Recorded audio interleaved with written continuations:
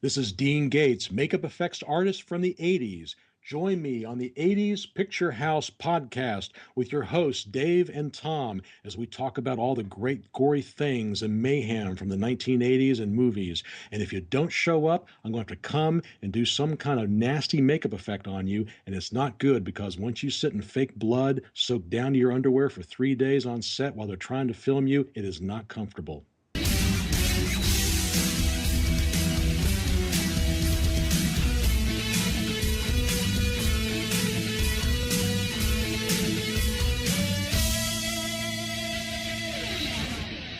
Hello and welcome to episode 85 of the 80s Picture House and the 26th of our In Conversation With series. I'm Dave, and as always I'm joined by my fellow co-host Tom. Hello. And for the first time in this series we're very excited to be joined by a special makeup effects artist. Now, this guy's 80s output is absolutely incredible. It includes films Day of the Dead, Invasion USA, Raw Deal, Maximum Overdrive, Blue Velvet, Return of the Swamp Thing. I could go on for ages. He goes into the 90s with classics like Maniac Cop 2, Showdown in Little Tokyo, Jurassic Park. We cannot wait to be in conversation with Dean Gates. Hello, Dean. Hey, Dave, Tom, how you guys doing today? We're doing a lot better for talking to you, that's for sure. Oh, well, thank you. The pleasure's all mine. Now, let's get this started with a question I want to know, actually, because I grew up watching horror films. They're my genre of choice. And I know, looking at all the credits, you've worked on a lot of horror films. Was it the same with you? Did you grow up watching horror, or what type of films did you grow up watching? I did. I came along just before home video, just before, videotapes were accessible and the technology hit. And in the United States, I grew up outside of Washington, D.C., in Northern Virginia, Alexandria, Virginia. And, we were fortunate. I feel fortunate in those days. The local television stations, usually Friday or Saturday night, would have would show the classic Universal horror films, and that was from that shock theater package that Universal put together in I believe it was the late '50s, and started farming it out to all the local TV stations. So we really didn't have a chance to pop in a videotape or DVD. They didn't exist then, so you had to watch whatever was being shown in your local television. And there was a local host, as a lot of the big cities did. I was watching that from Washington, D.C., and it was Dick Dizelle, who had a character called Count Gore Duvall.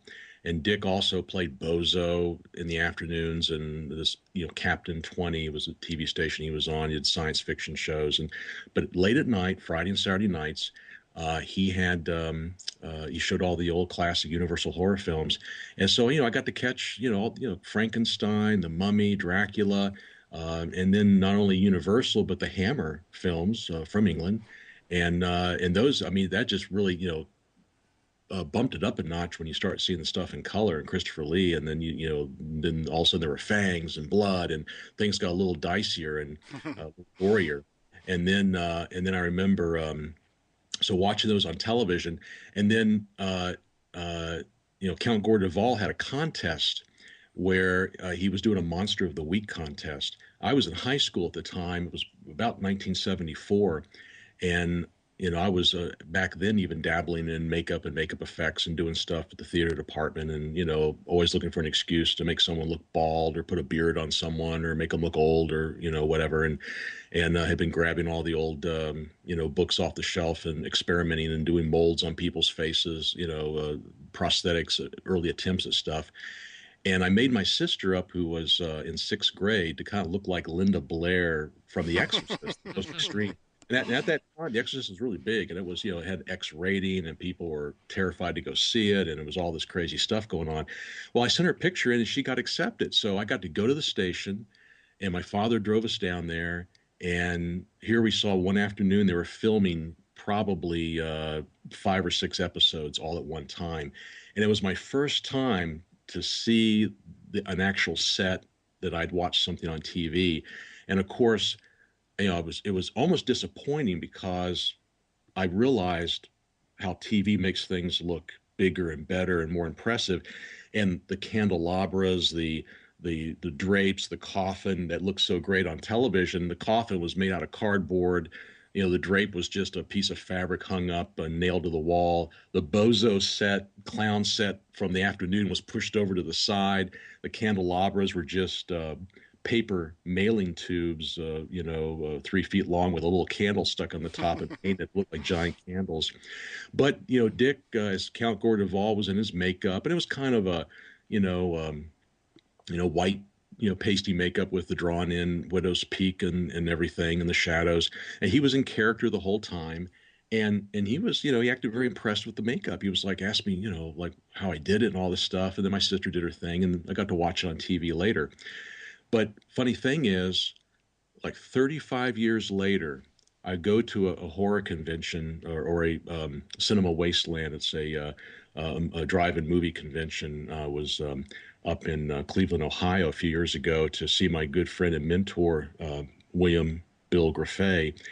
He was being honored there, and lo and behold, there was Count Gordeval, 35 years later, still made up, and he now has an internet program. And even though he'd been off the air, and I just looked at him and I said, "My gosh, Dick," I said, I was 16, 17 years old, and you inspired me to go on and be able to win an Emmy Award and do stuff and get in, not knowing it gave me a chance to put my first makeup on TV and get to see what it looked like. And here I saw him 35 years later and didn't even know he was still doing this online. So again, the power of the internet, it makes people that Count Gordeval still lives, even though he's been off the air in DC for probably 30 years.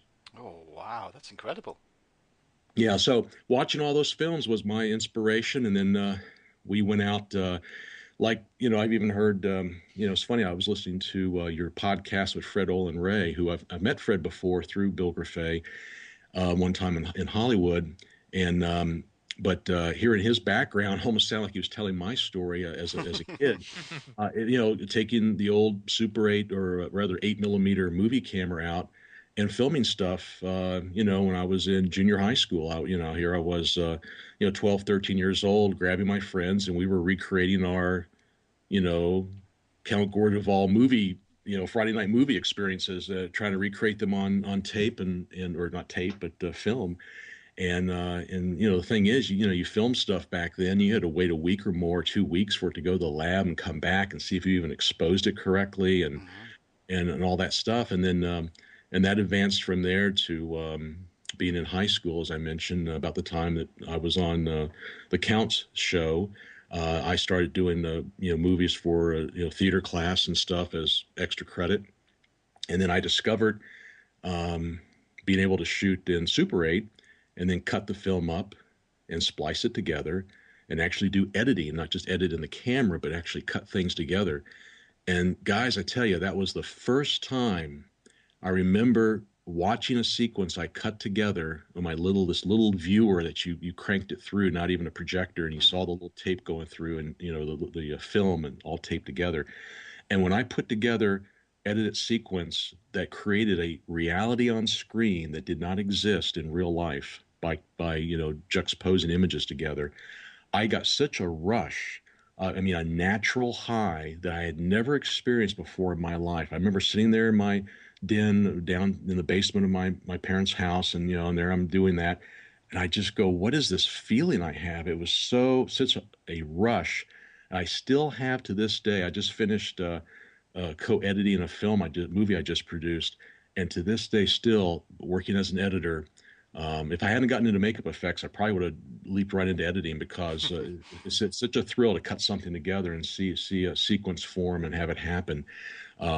So even back then, those were the influences, doing those type of things and shooting those little movies and having a chance to get my work on a local TV show and all of that before I got to college. So I guess a long answer, but that was the early experiences right there. Have you got any particular preference? Does editing or doing the special makeup effects give you more gratification when you do it? Can you pick between them, or are they both side by side? You know what? It's David. It's all filmmaking. It is creating a reality on screen that doesn't really exist. It is the ultimate magic trick. As I learned when I worked with Tom Savini, who was a big influence on the early part of my professional career. Tom has a huge hobby in magic, and I do too. To this day, I do magic tricks. I just, for my own, I'm always looking for new things to do and work on kind of difficult stuff. And it's just that manipulation of the illusion of something that doesn't really exist, the Mm-hmm. misdirection, whether it's makeup effects, editing, lighting. When become a makeup effects artist, you're on set.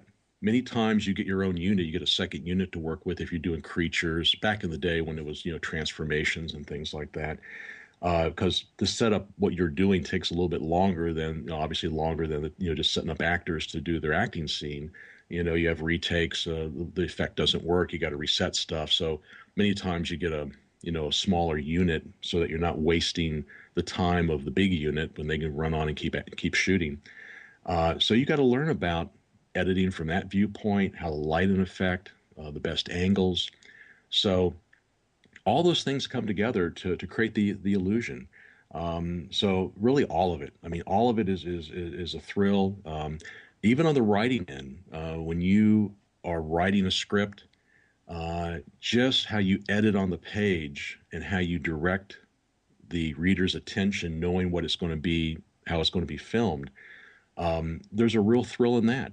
Again, it's that manipulation or guiding a person's view and insight into the final vision you want them to see or the experience you hope they have when they see the final movie. So it all comes together. When I was working at Paramount Studios on the Star Trek shows, uh, I loved walking around and going to all the other departments. I'd walk over to the metal shop or the set shop or the costume department or whatever, and just watch what the people were doing. I mean, all of them are very intense, doing their own little project, but I just love to see the whole process come together. And then even before that, when I worked for Dino De Laurentiis at his studio complex in Wilmington, North Carolina, that was my first exposure to really a studio. Uh, Seeing all the European craftsmen they had there. They had not only folks from the United States, but they had people from England and from Italy, especially. It was just neat to see how folks from different countries handle and solve problems also that are different than how we traditionally do things in the U.S. or maybe in Hollywood. And I noticed that actually in the studios in Hollywood, there's a very set way a lot of times of doing things. And then I grew up on the East Coast, working in the Carolinas and Florida, and you kind of learn maybe a little bit different way. And then you see in Europe people do things a different way. So Mm-hmm. lots of ways to get to that final illusion and that kind of inspiration for whatever it takes. Oh, yeah. And how did you go from making those and editing those early films to your first? Well, we've been caught out by IMDb so many times, haven't we, Tom? I'm taking it. Eyes of a Stranger is the first film that you worked on. I need to double check that. I believe it was. I was in college. I had gone to a small school in Virginia, had been a junior college, but I was studying engineering with hopes to transfer on to, go to engineering school. And because, of course, here I am in high school, loving making my own little movies, theater, makeup effects, just all that kind of stuff. Making my own little explosions and squibs and blowing things up. I mean, just running around doing all that crazy stuff that kids can do. And but here I thought, well, if I'm going to go study something in college, it's got to be something serious. You got to study, be a lawyer, a doctor, an engineer, or something like that. I mean, you can't go study filmmaking. And at that time, yeah, it's different today. I mean, people can make movies anywhere, but back in the '70s, pretty much movies were still kind of being made in studios, or you thought, well, that's in California. I'd never been, off the East Coast. Didn't have any relatives in California, so my mindset was, why would I ever go to California? I mean, it's like I'll never be there, so I guess I really can't seriously study filmmaking or whatever. I got to do something else. And then, my 2 years at school, I was again had the opportunity to at the first small school do some theater work, and then we started doing things for a local television station. and they were shooting some stuff on film. And we did, we had a theater group that did all these folklore, traditional mountain Appalachian folklore tales, which is where this area, where I went to school. And a lot of the stuff's based on European, fairy tales and stuff like this. They do all this, change it over to being retold in the American, mountains and all this stuff. We were doing these shows, and uh, one of the guys at the station told my drama professor, he said, this guy's doing, all this cool stuff. Who is this? He said, well, there's a guy that's interested in this, and my drama professor Rex Stevenson said to me, he said, Dean, why are you doing engineering? You really ought to go study this stuff. You got an aptitude for it. And I said, well, he said, let's try to find you a school to transfer into, and instead of going to study engineering. And then I ended up going down to the University of Miami, finished my last 2 years of college, and I studied film production.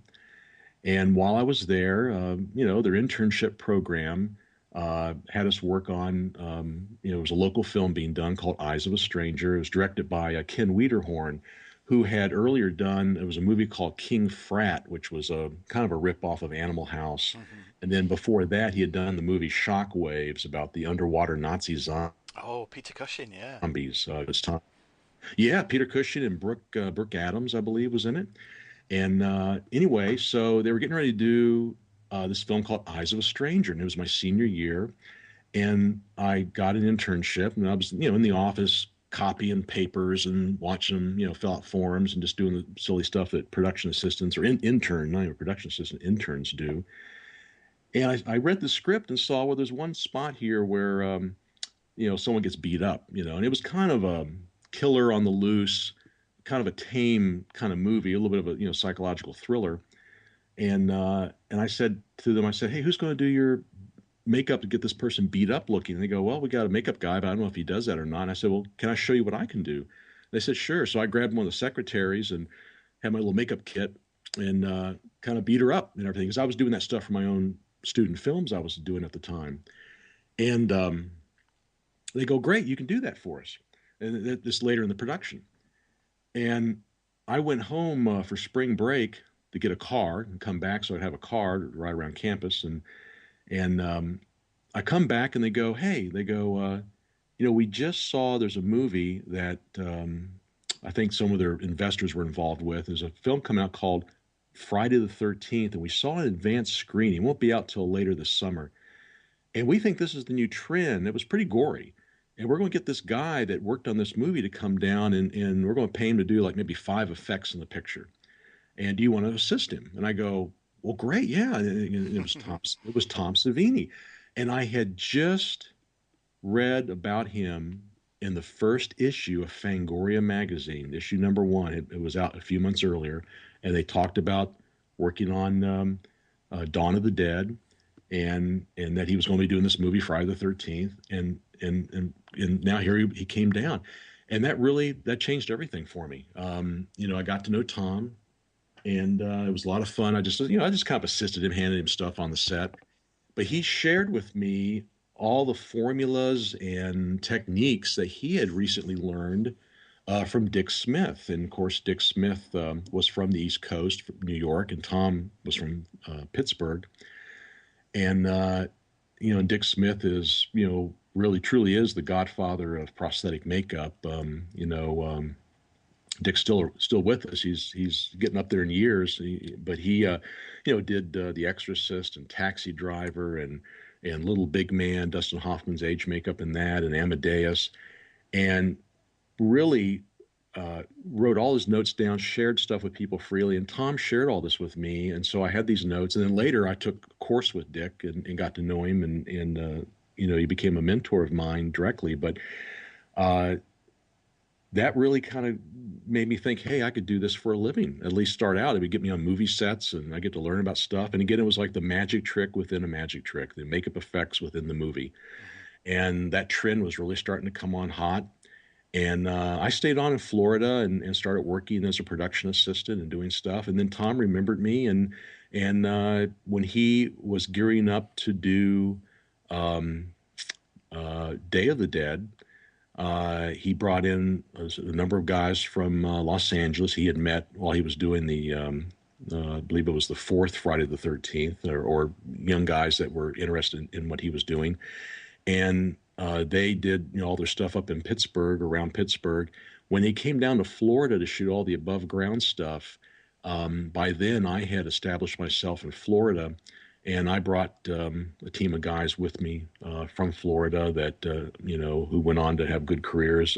Barry Anderson and Rick Gonzalez were a couple of them, and we joined up with the team Tom brought down from Pittsburgh, and we worked on all the above ground stuff in the movie. It was shot there in Sanibel Island, which is on the west coast of Florida, and that was where I got to meet.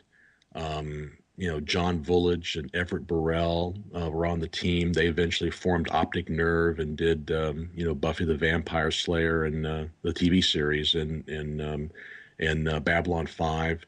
And then, of course, there was Greg Nicotero and Howard Berger, who went on to form KMB Effects, and even today going strong, Academy Award winning, Emmy Award winning group, and doing about everything. They're one of the powerhouse shops in LA. They do The Walking Dead. So there were a lot of guys on that show that started out who went on to win Emmy Awards and Academy Awards and stuff back in the day. So Tom really helped start the careers of a lot of people, and I'm included. So that really got me off to a start of even learning more with all those guys, sharing information. And from that show, I did one other show with Tom, Invasion USA, the Chuck Norris film with Richard Lynch as the bad guy, and from that show, the makeup lady was going to go on and work on a film for De Laurentiis in Wilmington, Maximum Overdrive. And they originally had contacted Tom to do that show, but it didn't have a lot of makeup. I mean, it wasn't a big makeup effects show. It was really not enough for Tom to worry with. And I guess he passed on it or didn't do it. And then the regular makeup lady asked if I wanted to come along and work on it because she said that she told him that she had one of the guys that could do the effects. I said, sure. So that was the first time that I keyed a larger production and got me in with De Laurentiis. I moved to Wilmington, North Carolina, and then worked on a number of films there for about three or 4 years. And eventually led me to meet a lot of guys from LA. And the folks there at the studio thought that I was from California. Even in that day, if you were good at what you did in the film business, everyone assumed you were from Los Angeles. And I'd never been, and I let them think that I was. I said, "Oh yeah, people say, when are you going back to LA?" I said, "Well, soon or whatever." And then between shows, I'd actually bought a house. I was living there in Wilmington, North Carolina, and I would give them my number. It was a friend's number in California. So whenever they needed me, they would call my friend in California, and he would call me and say, "They're asking for you." So I'd call the studio, which is 2 or 3 miles away from where I was living. I'd say, "Yes, what do you need?" "Well, we got this other movie coming up." And I said, "Well, yeah, I'll come in and pay me my rate and give me my per diem and room allowance, and I'll pay my own ticket to get there, and I'll show up." So I would just wait a few days and walk on the lot and go, "Wow, I'm here," He's like, "Hey, welcome back." I go, "Yeah, it was great. I've been too far away, so it's good to be back in Wilmington." So that was that was just fun. But I mean, it was like it was neat to have that. But over time, I met enough folks in LA that I finally had a job offer to go out to LA, and went out for 7 weeks to work for Roger Corman, and I stayed for 7 years, and ultimately ended up working on the getting in the union and working on the Star Trek shows and all. So anyway, lots of little bits and pieces in between, but that's kind of the condensed version. You mentioned as well. You mentioned Day of the Dead, and I'm on record as saying Dawn of the Dead is my all-time favorite film, but Day Oh, of the Dead, the effects in that are absolutely incredible, and to think it's nearly 30 years old and those effects stand up strong still today. oh, they do. I mean, they are. I mean, there's no doubt about it. I mean, that was, in fact, the film was so groundbreaking at the time, Dave, that you know, I we worked on it, and I remember that, God, what was it? You know, a year or so later, I was working for De Laurentiis, and I remember meeting one of the producers there who had seen the film when they were trying to sell it, and they were thinking about buying it, and they just go, "Oh my gosh, the film is just too much. It's too intense. It's too gory. It's too whatever," and it really pushed the boundaries. And I think that when it first came out, I don't know, and I don't have the facts in front of me, but I think I recall that it wasn't a huge success at the time.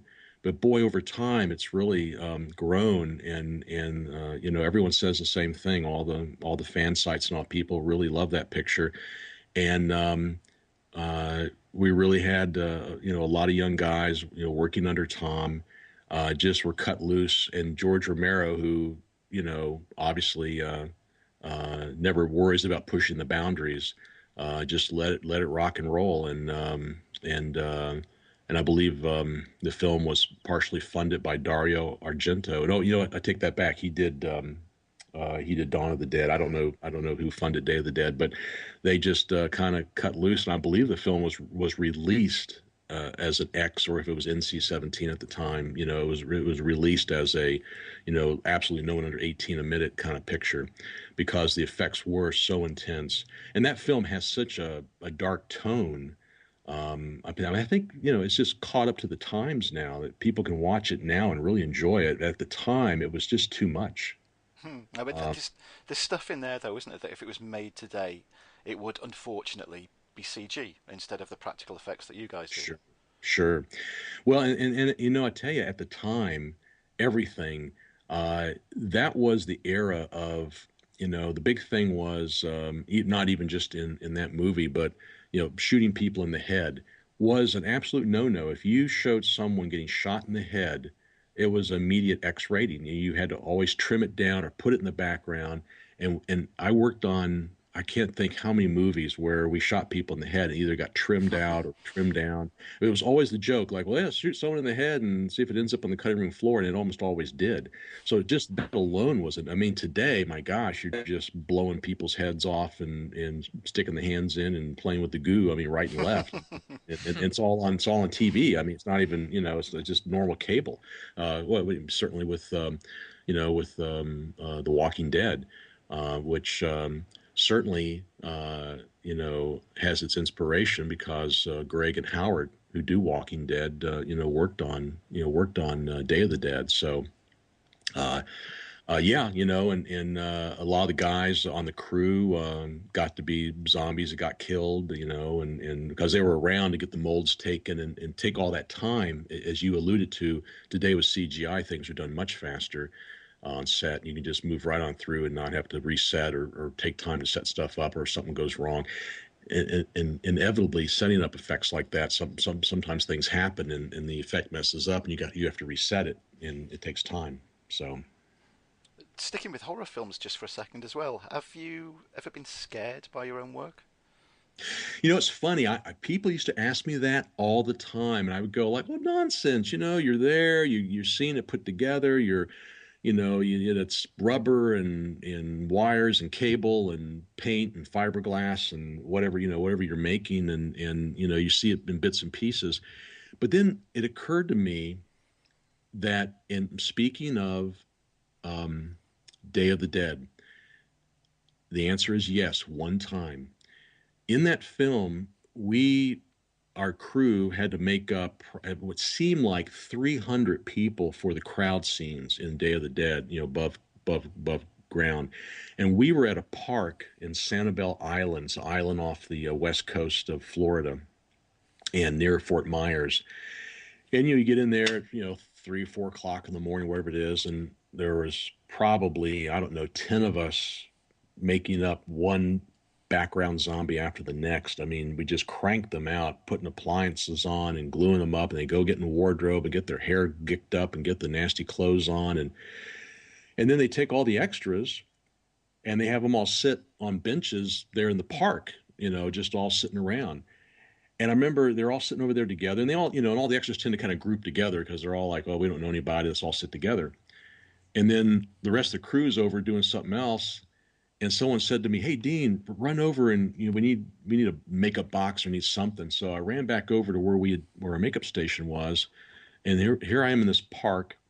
and I walk into a section, and I'm looking down at my box, and I look up, and I look around me, and there's like 100 people made up in full zombie makeup, rotting clothes, nasty teeth, and they're all just sitting there. And I'm sure if you saw them without their makeup, they'd just be just sitting there going like, doop, doop, doop, doop, what are you doing? Or are they going to need us? Or what's going on? We don't know. But with all the makeup on everything, and everyone is looking at you because you're the only guy not made up in makeup, and they're all sitting there. And I just had the creepiest feeling come over me. It was really unnerving because you just go like, oh my gosh, it's like, what if they really are zombies?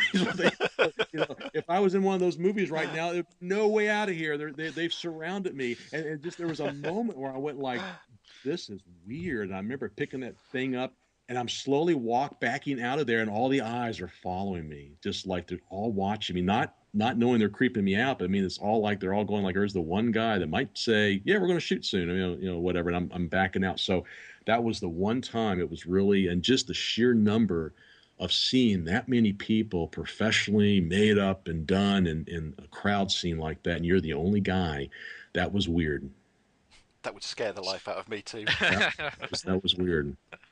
So Um, in again, this IMDb may be our undoing here, but we've got 3 films you did on the bounce, and they're just so different from each other.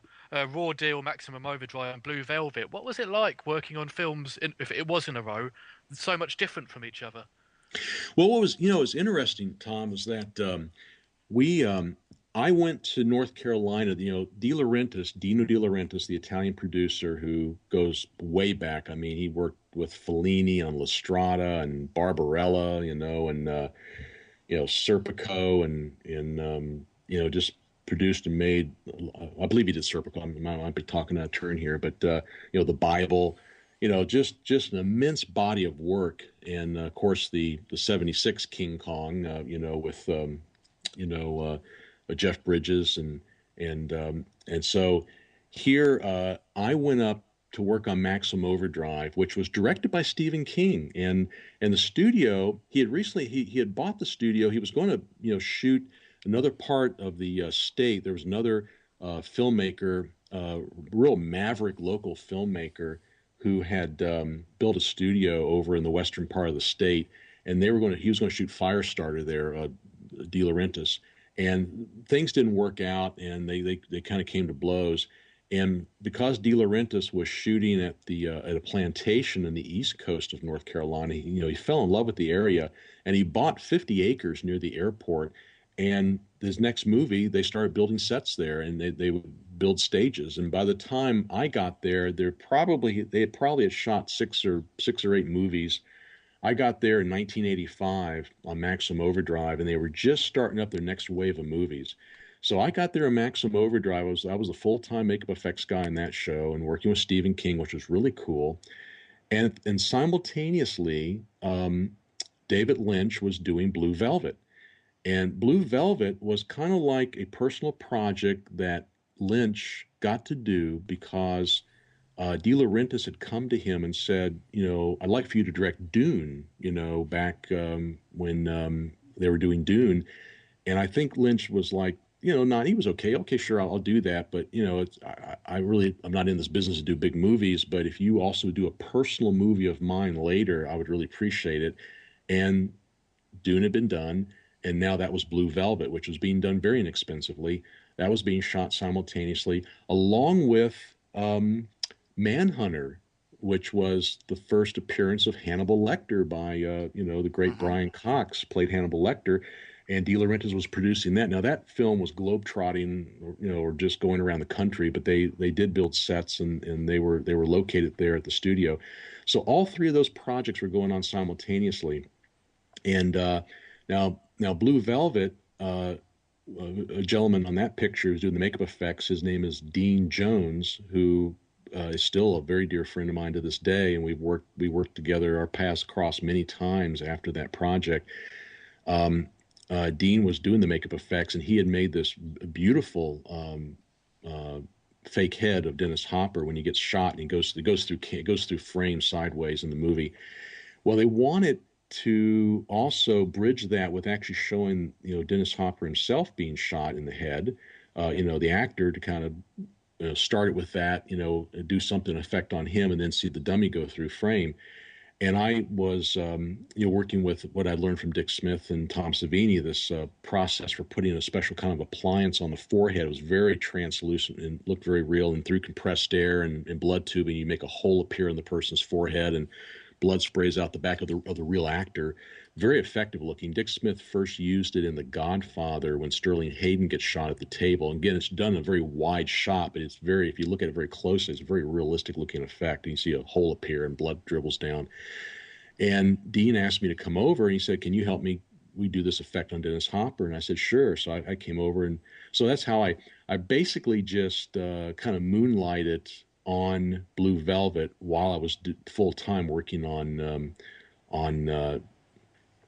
Maximum Overdrive. And it was amazing. One day I walked onto the set. They were there at the studio, and the apartment, Isabella Rossellini's character's apartment, the time when we see, Dennis Hopper's character Frank appear, and it's a very intense, kinky, bizarre scene, where he's just breathing on his little, whatever, nitrous oxide thing or whatever he's doing, and saying all the crazy stuff and all that. I was on the stage. I wasn't on the set because it was, you walk into the set, but I was just beyond the wall, right behind the wall.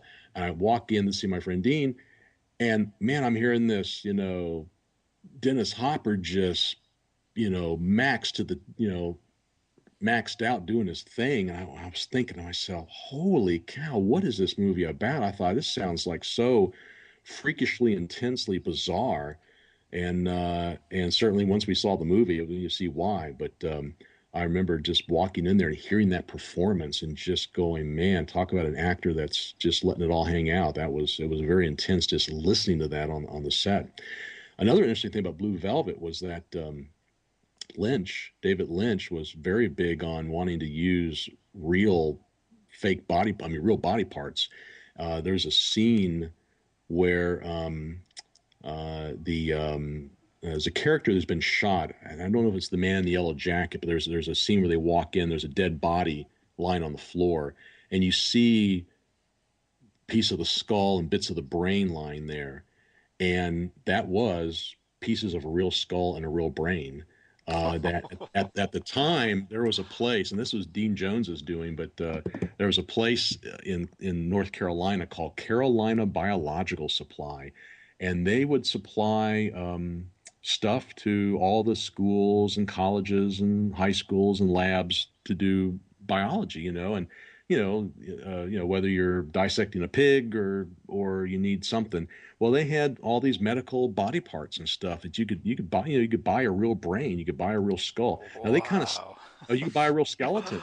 They had a room full of baby skeletons. All the stuff that came out of India. It was always like all the skeletons came from India, and it was always bizarre. It's like you're thinking, yeah, someone probably sold Uncle Herschel or something. He's sitting over there.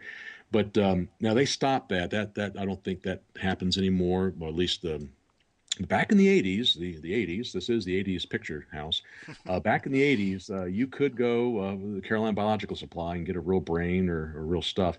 So those are pieces. Now I think Lynch even wanted to use like real chicken's blood or something. I think they stopped at that. They said no, let's use the fake Cairo syrup blood. I think we'll be okay. We don't have to use chicken's blood. But now, and ironically, when they went to use an ear, they got a real ear, a real cadaver ear, and it just did. Real body parts just don't look real. I mean, they look really fake. They look really rubbery, weird, strange, and the real ear didn't look that great. So the actual ear you see in Blue Velvet is actually a silicone ear that the other Dean beautifully painted and punched hairs in and laid out there. So it was actually a silicone ear that was used for that. But that was Blue Velvet. And then Raw Deal, I did that right after Maximum Overdrive. So I went from Maximum Overdrive right into Raw Deal. And that was a movie that I believe Arnold, De Laurentiis had a contract or an agreement with Arnold that was going to have like a 3-picture deal. And he was still owed a picture. He owed them a picture, but he had to do it by the 1st of January, 1986. And here it was, they started shooting in October of 1985. So we got October, November, December, 3 months. And that was about the normal schedule back then. We shoot a film about 12 weeks. Maximum Overdrive was done in that amount of time. Blue Velvet, all this. It was kind of a 12-week period you'd shoot these movies in. And so it was a real hustle. They had to get that film up and running fast. They went to Chicago for a couple of weeks and then came back. And again, that's another film that I had.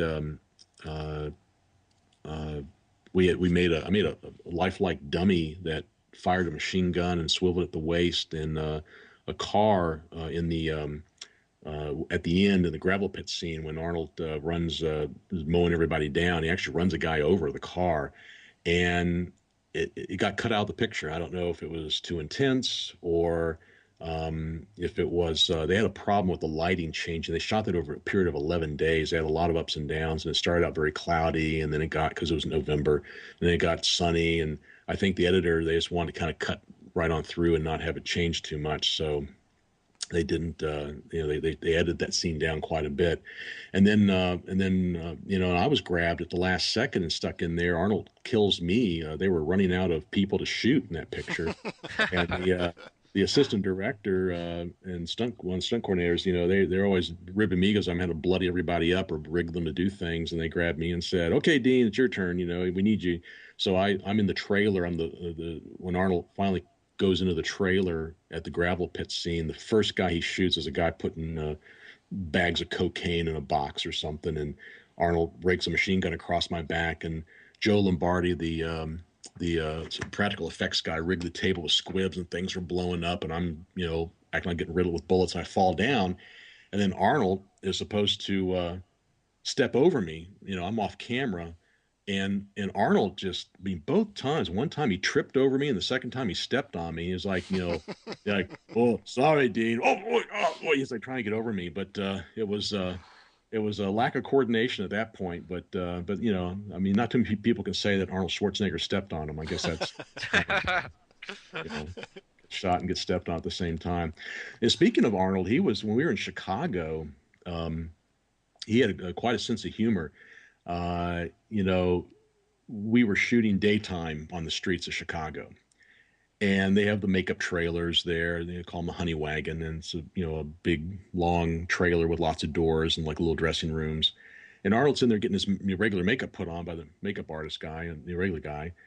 And I was around, and the doors open, and people start gathering on the street. And it's probably after lunch time, and they're looking in, and they're, "Oh, it's Arnold Schwarzenegger," and everyone's looking. And the makeup man goes to shut the door, and Arnold goes, "No, leave it open, because I guess he's enjoying the people looking at him. And then everyone's going like, Arnold, what are you doing?" And he turns around, and there's like a whole crowd of people out there, and he goes, "We're shooting a movie." He goes, "Come back tonight, 2:00 in the morning. Big action scene, lots of explosions." He says, "Bring all your friends, your family, you're going to love it. Come back, it's going to be amazing." Of course, we weren't shooting at night. There was nothing going on. So I don't know how many people showed up there. They probably wonder, what the heck? There's nothing happening here. But that was Arnold's sense of humor. He was always just doing just things like that. It was kind of fun. But anyway, so yeah, all three of those films, it was all basically the De Laurentiis connection, kind of being at a studio and having people bring you in to do things and just quickly getting stuff done. And it was really neat. They had so many great actors, and it was really cool working with folks from Europe and Italy, and just seeing how different things were done. So the studio there in Wilmington during the 80s was just amazing. And then, of course, King Kong Lives. At the time, everyone was saying this is probably the most money ever spent on a low-budget picture.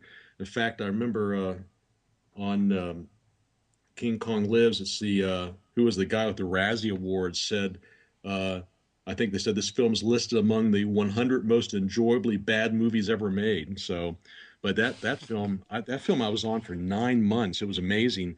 I started that movie in January of '86. and I was working in the prop department, just making shrunken heads and stuff. And they had, it was a huge thing. I started that movie, and I remember somewhere along the lines, I heard that Thom was getting ready to do Texas Chainsaw Massacre Part Two. The one with Dennis Hopper, and which I think you guys have either talked about or reviewed on your podcast. And I got, oh, this is great. So I called up Thom. I said, hey, you getting guys together working? He goes, yeah, we're, whatever. And we're going to be shooting here or there. I think they were down in Texas. And they even having started, he hadn't even started prepping the makeup effects yet.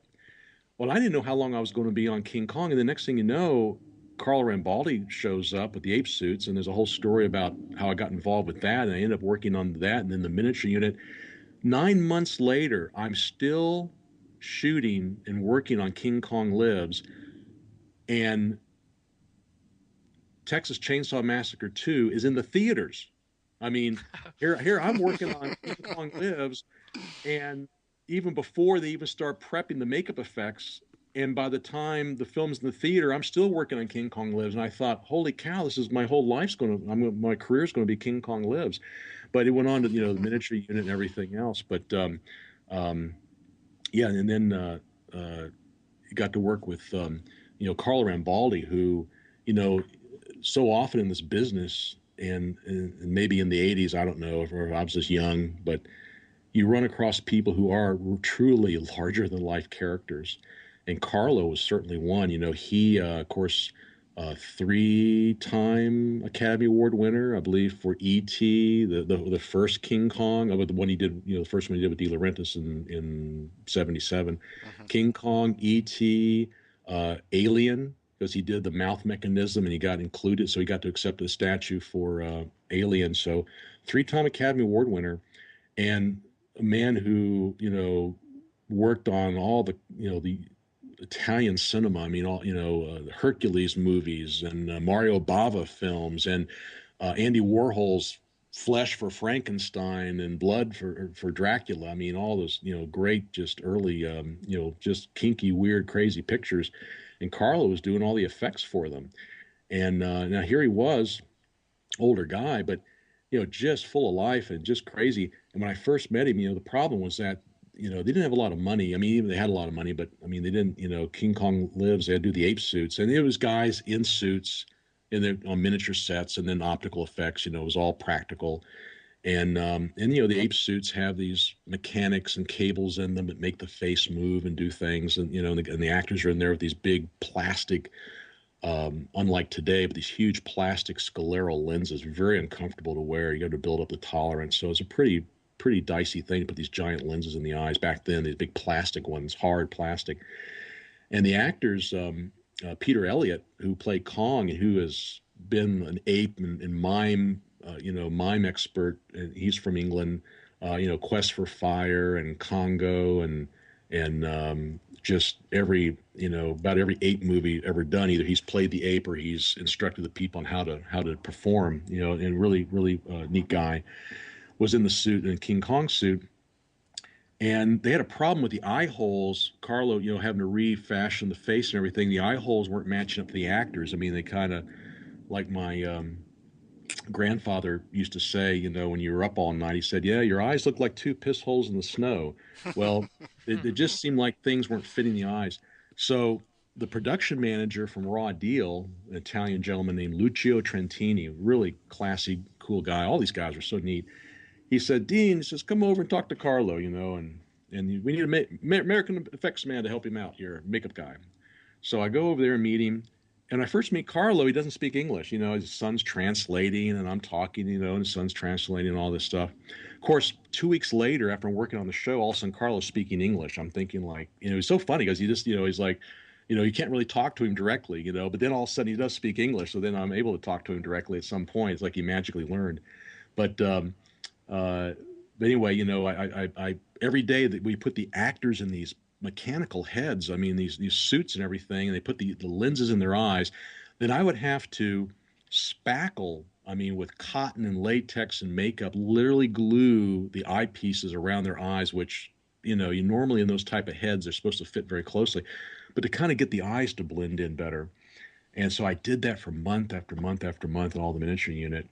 And Carlo was just, just so cool. He would come up and he'd go, Dean, he said, how does in America, if you want the rubber flesh on the apis suit to look moist and everything, what do you put on, And I'd say, well, Carl, just to be safe and not to put chemicals on it, just before we shoot, maybe we just spritz a little mist of water, make it look a little, wet, and it won't hurt the rubber and it'll dry, but you just got to do it every time.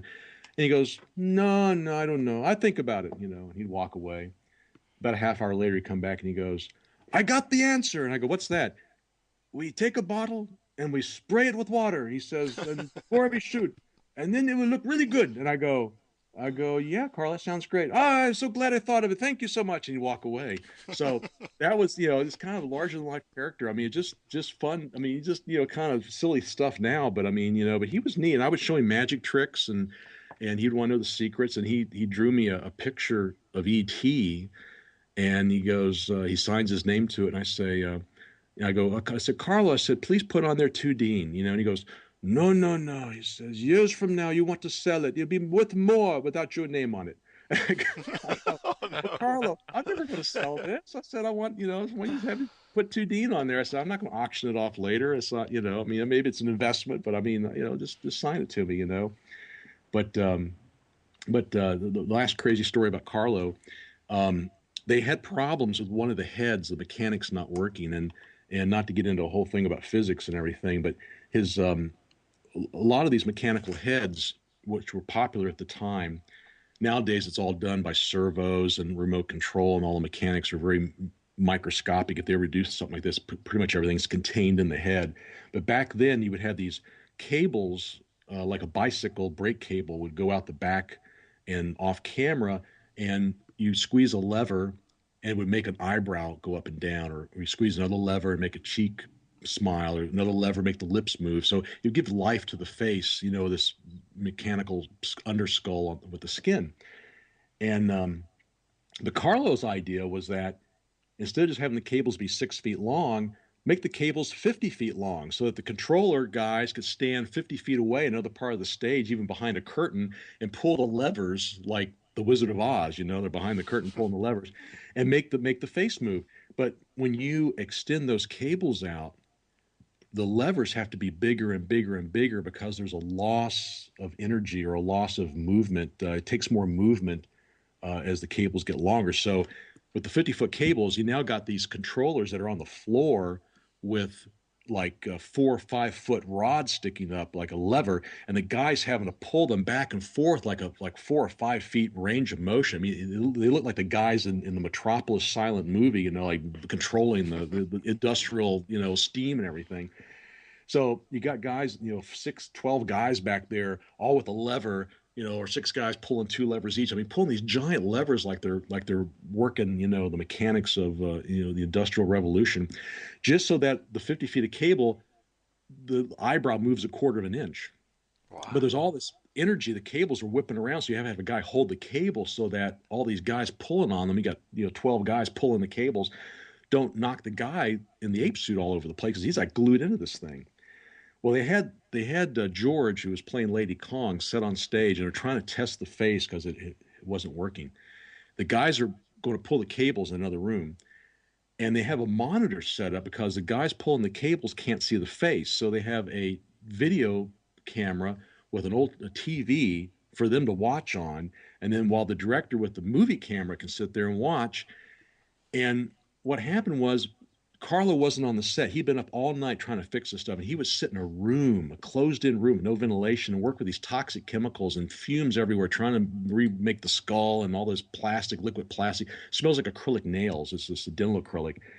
And he would be in there with his eyes, bouncing around, his hair, and he'd be like, oh, I'm working on this stuff, thinking the guy's probably, higher than a kite, but from breathing all these fumes, not knowing. I mean, we used to think, Carlo, get some ventilation. No, I work all night. He's smoking cigarettes, and we're thinking the place will explode. And he's just, crazy.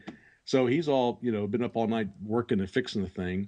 Well, we had the guy sitting there, and what they did was they videotaped him just sitting there looking normal, just like no expression on his face. And they were playing the videotape back to make sure the tape machine worked. So now The TV over by the controllers is playing back a recorded video of the guy not making any movements in the suit. And you can't see the suit from the video. Now, the crew is now over watching the video, and we're looking at George sitting on the seat, and we're watching the video.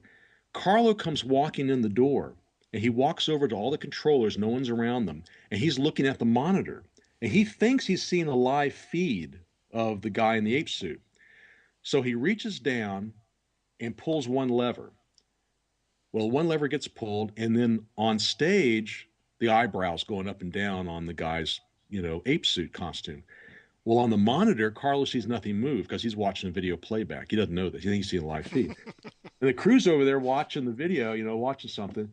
And then Carlo pulls another lever and nothing works. But yet on stage, it's working, and Carlo can't see this. Then all of a sudden, Carlo starts grabbing all the levers. He's going like, what? No, no. And he's grabbing all the levers, moving them, kicking them around, moving them back and forth.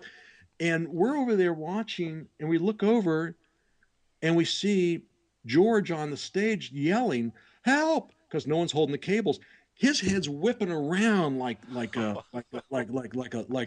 carnival ride. The face is making expressions. The monkey's doing all these like crazy expressions. George is being whipped off the thing. And then we look over and we see Carlo with his hair, and he's pulling all the levers, going like yelling for the crew. He's like, Ralph, he says, it's not working, and he's pulling the levers. And George is on the floor being whipped around like a serpentine. And then the director's like looking over at that and looking at Carlo, and it just looks like Carlo's gone mad. I mean, he's just like totally lost him. So anyway, we had to calm him down and get George back up on the seat and glue him back in, and they were able to eventually go on and film, and everything worked fine. But it was Carlo was just bigger than life character, and it was actually very fun and neat to work on that project and see him and work with him. Oh yeah, it sounds like a crazy shoot. It was. Going back a little bit in the timeline, you were a production assistant on Scarface. What was that production like? Well, it was really interesting. I wasn't long out of college in Miami, and I happened to be, I had been working with a very well-respected location scout and manager from Florida, who was kind of the go-to lady for people wanting to find locations. And here, Brian De Palma's production is going to come to town and shoot this film Scarface, remake of Scarface, and it's going to have Al Pacino in it and all this stuff. And she was one of the first people contacted, and she knew me and I was working as a location scout. And she said, "Go, why don't you go work with these guys?" And then I started working kind of full time with them, and right early on, even before the director arrived, and we're running around trying to find locations. And ultimately, Brian De Palma had a vision for the film that was, as the movie turned out, a very stylized, over the top, really, glitzy looking production. And the script was written by Oliver Stone, who at the time was not directing full time. He had just won an Academy Award for, my mind's going blank right now. About the guy stuck in the Turkish prison. Here I am going blank. But anyway, he had won an Academy Award for writing the script. Midnight Express, and so Oliver had written this. I read the script. It read like an Oliver Stone movie. It was very illiterate and like a documentary and very hard hitting. And then ultimately, Brian De Palma did much more of a fantasy, stylized, really cool picture that turned out to be. But he wanted a certain production designer from Italy, Nando Scarfiati, who had worked with all the great Italian directors and was not available at the time.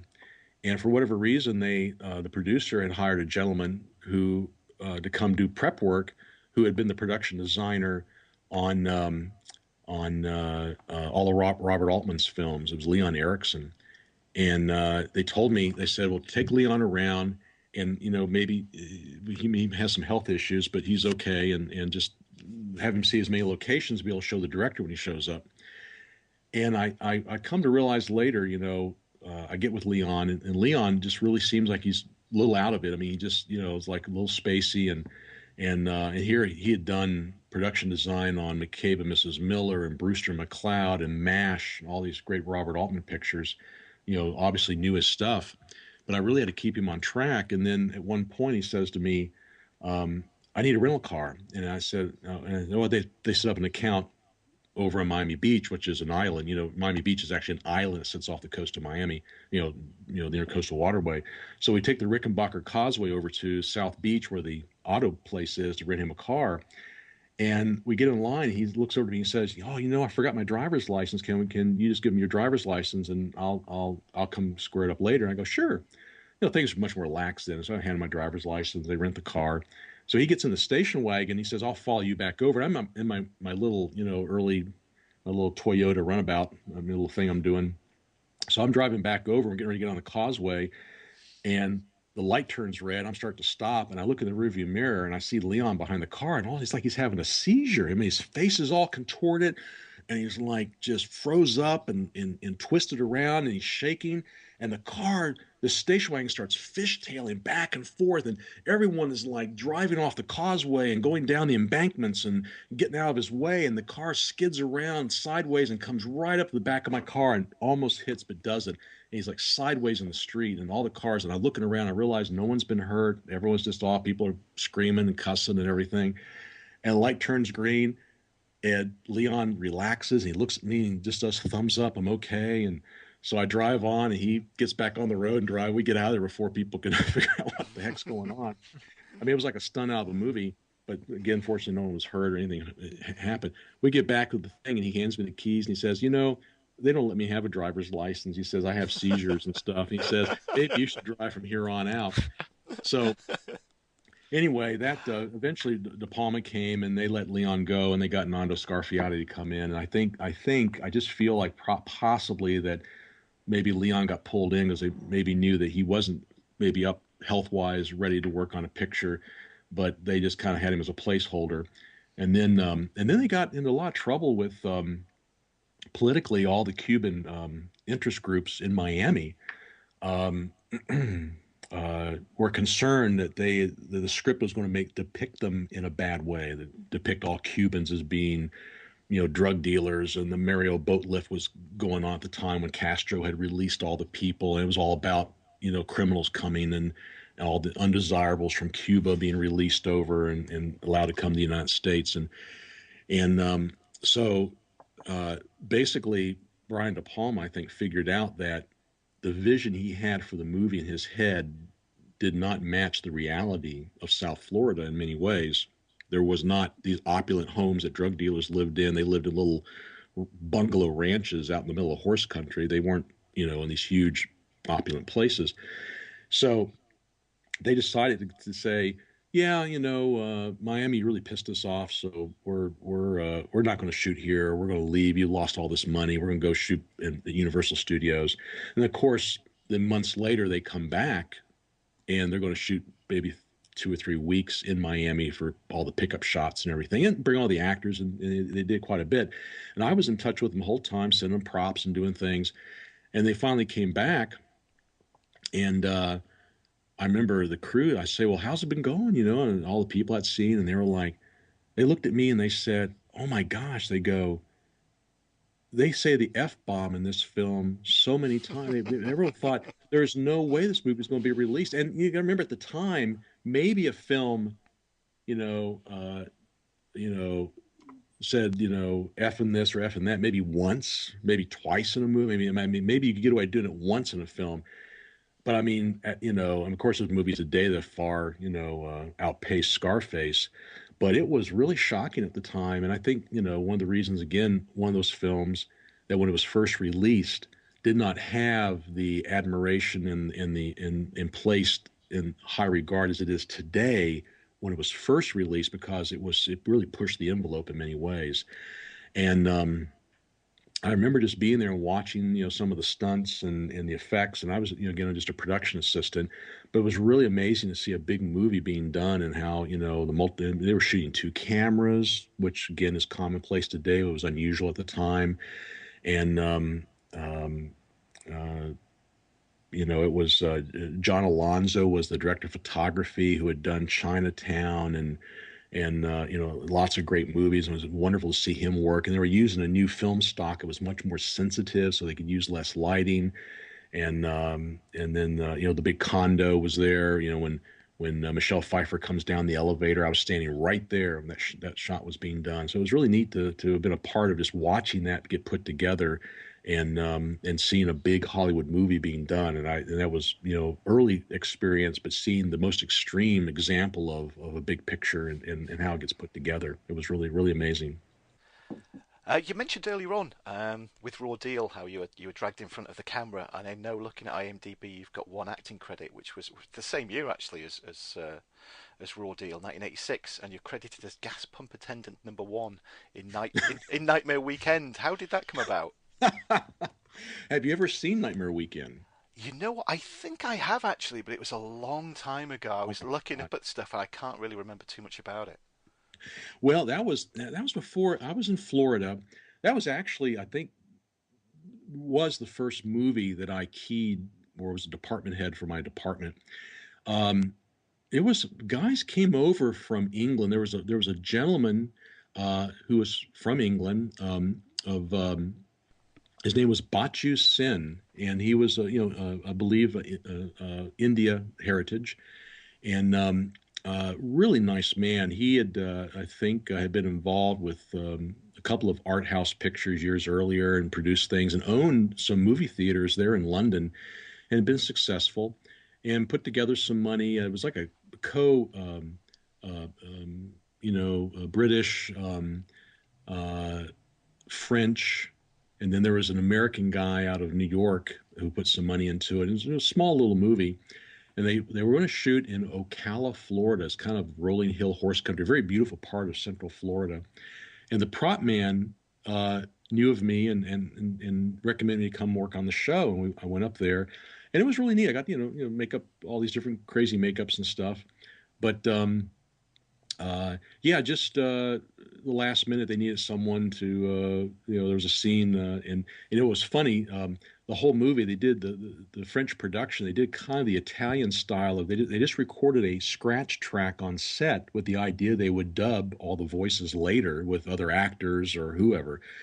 And what's funny is, yeah, I'm there speaking and kind of ad lib my lines, and later they dub me over. It sounds like Cheech and Chong, like, "Hey man, how you doing? Oh, it's really cool." It's kind of a funny voice because a lot of times when they do all that dubbing for the foreign countries, whether it's other languages or dubbing films in English, it's usually four people. It's two men and two women, and one guy does all the heavier people and the character voices, and another man does the skinny guys and the hero, and then one woman does the the all the character women, and another woman does the lead. So they're all doing different voices. So I guess they decide to pull a you know Cheech Martin voice for me, but that was a very, very small thing, but interesting picture. We they it was interesting. The director, who was a man from France, Henri Salah, who I believe had done a lot of erotic movies or something, but he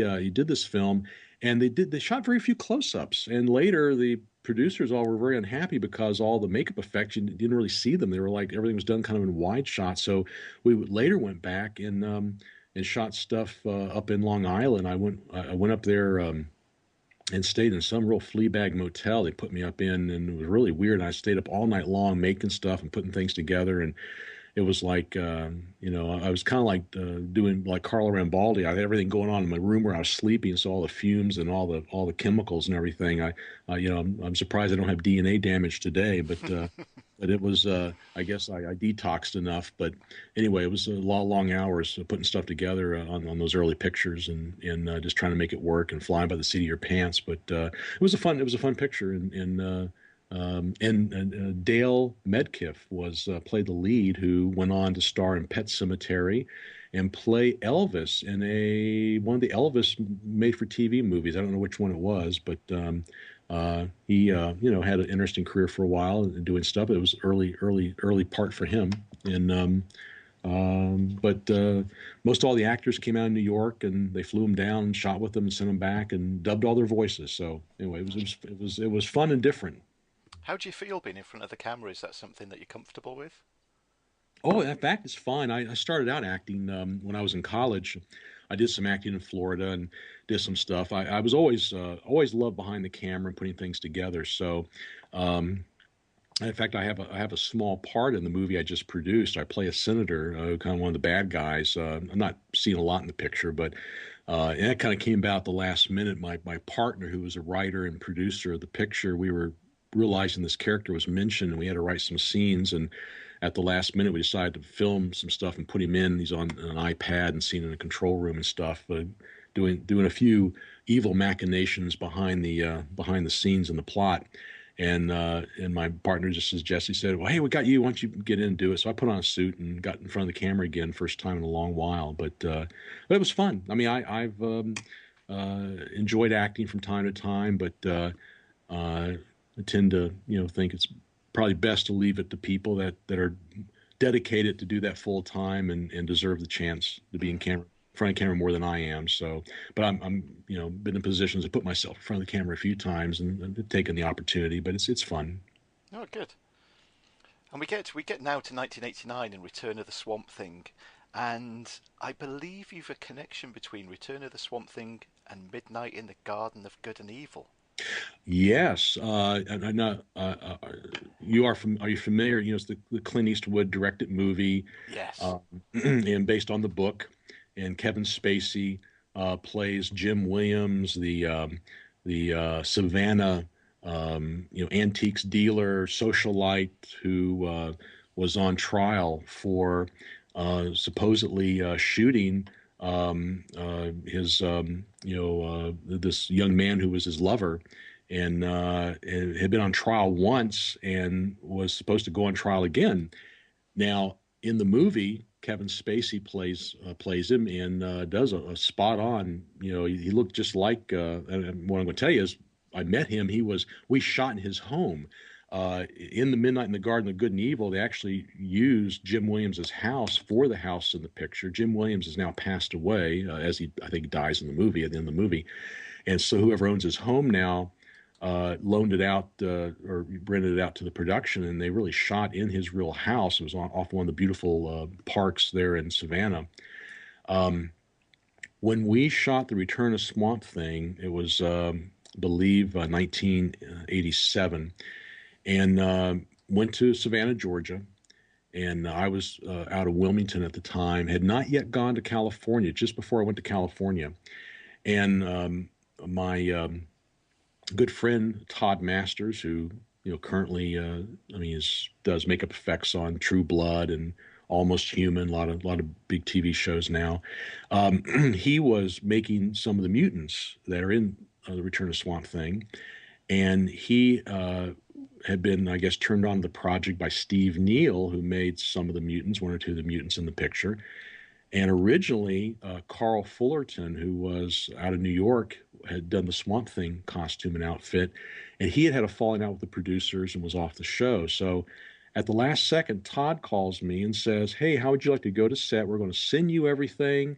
This seems like a troubled production. I don't know. It's a lot of weird stuff going on. We're going to make it. We're going to send it to you. We don't want to hear from you. You just take it and make the movie." And I said, "Sure, that sounds great." And I got down there, and it turned out to be a great experience. I mean, you're kind of like the hero that steps in and saves the day. I mean, everyone's wondering what's going to happen, but you grab all the stuff and you just run with it and make it happen. Well, they were shooting in Jim Williams's home, and that is Louis Jardin and his character, and Dr. Arcane's home. And Mr. Williams, again, who looks like Kevin Spacey, only maybe 10 years older than he looked in the movie, is running around the white linen shirt and the jewelry and everything, and has a drink in his hand, and everything's, he's very gregarious and being the raconteur and, telling people stories, and he's all over. And at some point, someone leans over to me and says, "This guy has gotten off for, he was accused of killing a guy, and he's going to go back to trial again. And it's a really crazy story." And I said, "Oh, that's interesting." And so at one point, Louis Jardin, who had been in the first Swamp Thing, I don't know if he reluctantly did the second one or he was in it, but he, and I believe as Jim Wynorski mentioned in his interview with you that he had some friction, with a little bit with Yeah. Louis.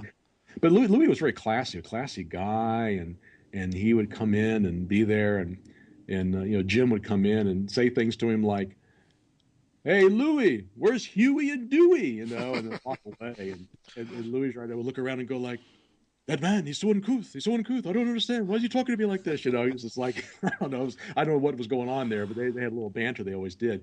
Well, Louis did not want to have any makeup effects touch him because he had makeup effects in the first movie. I think he starts to turn into a creature or something in the first Swamp Thing, and it was not a pleasant experience. So it was in his contract that no makeup effects touch him. And in the script, basically, the only thing that happens to him effects wise is that he looks down at his hand, and his hand is starting to deteriorate or rot or get funky looking or something. And so in the movie, you see him look at his hand, and then we cut to an insert shot of another hand. And so they need someone else's hand to put the makeup effects on. And they're looking around. They first get a production assistant. And I kind of said, it was a kind of quick decision. I said, well, this production assistant is like 20 years old, and Mr. Jardin is, he's got to be around 70 or something years old. He's a little older. I said, I don't think it's going to look right. They go, no, just make it up. So I made up the hand with the wound or whatever it was. And I come back in, they film it, and the DP, director of photography, Zoran Hallstetler, turns around and says, "It looks like someone with a 20-year-old hand." He said. So they go like, "Oh, okay." I said, well, I'm just there going like, yeah, And they're looking around, and Mr. Williams is walking through the house, going like, "Everyone happy? Oh, it's nouveau riche. It's the riche part that's important." Or he's just like literally saying lines from the movie. I mean, it's so funny.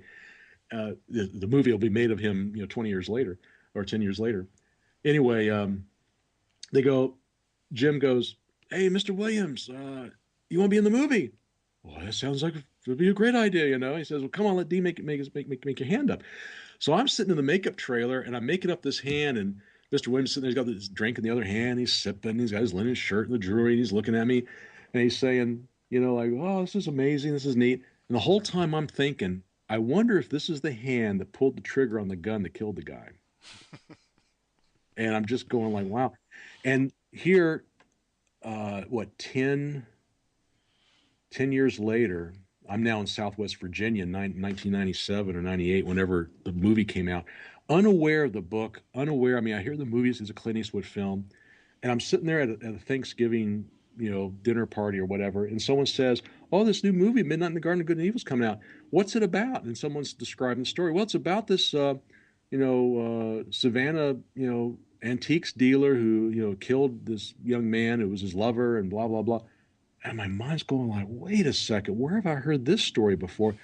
And then all of a sudden I realized I'm just out of nowhere, this major movie's been made about the man. And it was like we were right there while all that was going on. Of course, it's not in the movie, but, here they shot the Return of Swamp Thing at his house. So that's the connection. It was pretty interesting, especially how much Kevin Spacey really channeled the guy. And I'm sure he had never met him, but he really, really nailed the look and the character and everything.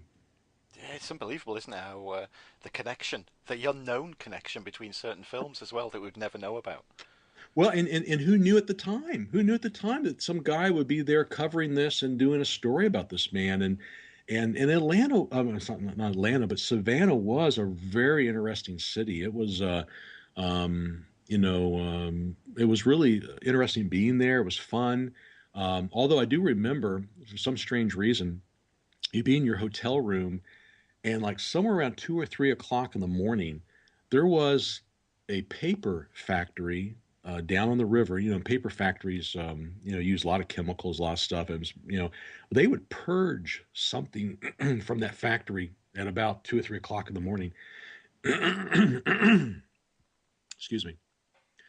They would purge something from that factory about 2 or 3 o'clock in the morning, and the smell would just permeate. It was like this acrylid chemical smell. It just seeped into your sinuses, and it would literally go into your dreams, and you would be sleeping, and you would go, in your mind, you'd be like, what is that smell? And you'd be like dreaming it. And you would just wake up, like literally it was like a cartoon, like it had its little fingers up your nostrils, just pulling you right up out of bed. You'd be like, oh my gosh, what is that? And it would only happen at night. And I remember asking them at the front desk at the hotel, so what? I go, oh, that's the paper factory. They used to do that anytime during the day. And at some point they told them, no, only do it in the middle of the night. And I said, whoa, I said, that's pretty powerful. And maybe, and hopefully Savannah doesn't have that going on today. But at that time, at that moment, it was a very strange occurrence. Oh yeah, it sounds like it is. Also released in 1989 is Transylvania Twist, who has in the cast Angus Scrimm, who you'd go on to work with just a few years later in Phantasm 3 as well. Yes, Angus was what a cool guy. I didn't, I saw him on the set. I didn't really have much interaction on Transylvania Twist. I, of course, interacted with him very much on Phantasm, but yeah, Transylvania Twist was really a cool movie. That was after I had arrived in Los Angeles. Again, my friend Dean Jones, who I had first worked with on Blue Velvet, he had preceded me going to L.A. And he got in over at Corman's. Corman had a little studio down in Venice Beach, and it was on one of the little main drags. And to this day, now today, at the time, the studio was in an old abandoned lumber yard. It had all these old buildings, and he had all these, he had a standing spaceship set that had been used, everything from Galaxy of Terror to Battle Beyond the Stars, and he kept using it over and over again. I first worked there on the Terror Within, and then he had a standing castle set that they shot all their medieval and barbarian movies, and then they had a house set, but I think they did different things. Well, they tore something down and they built this amazing, beautiful castle set. And then in the little yard, I mean, literally a little walkway where it probably used to load all the lumber up, and it was a very very small facility.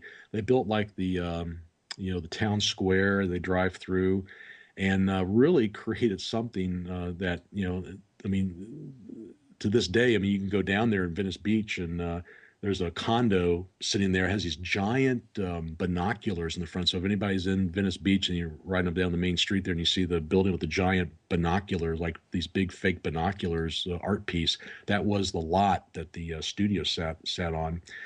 Um, but yeah, I did. I remember I did two makeups on that I did completely. I did Robert Vaughn's demonic makeup at the end when he becomes, when he's the count and he gets all jazzed up there at the end as his vampire makeup. And then also I did Dean Jones was in the movie as there's a scene where you see what looks like Pinhead from Hellraiser come walking out of an acupuncture shop, and he says something like, "I don't care what anyone says, this hurts," pointing to his face. And instead of putting pins in his face, I actually had screws. I took all these drywall screws, we molded them, and I did all these plastic screws on the appliance. So we actually did Pinhead with screws. So he's actually a screw head, but if you look close at the makeup. So it was kind of a variation on that.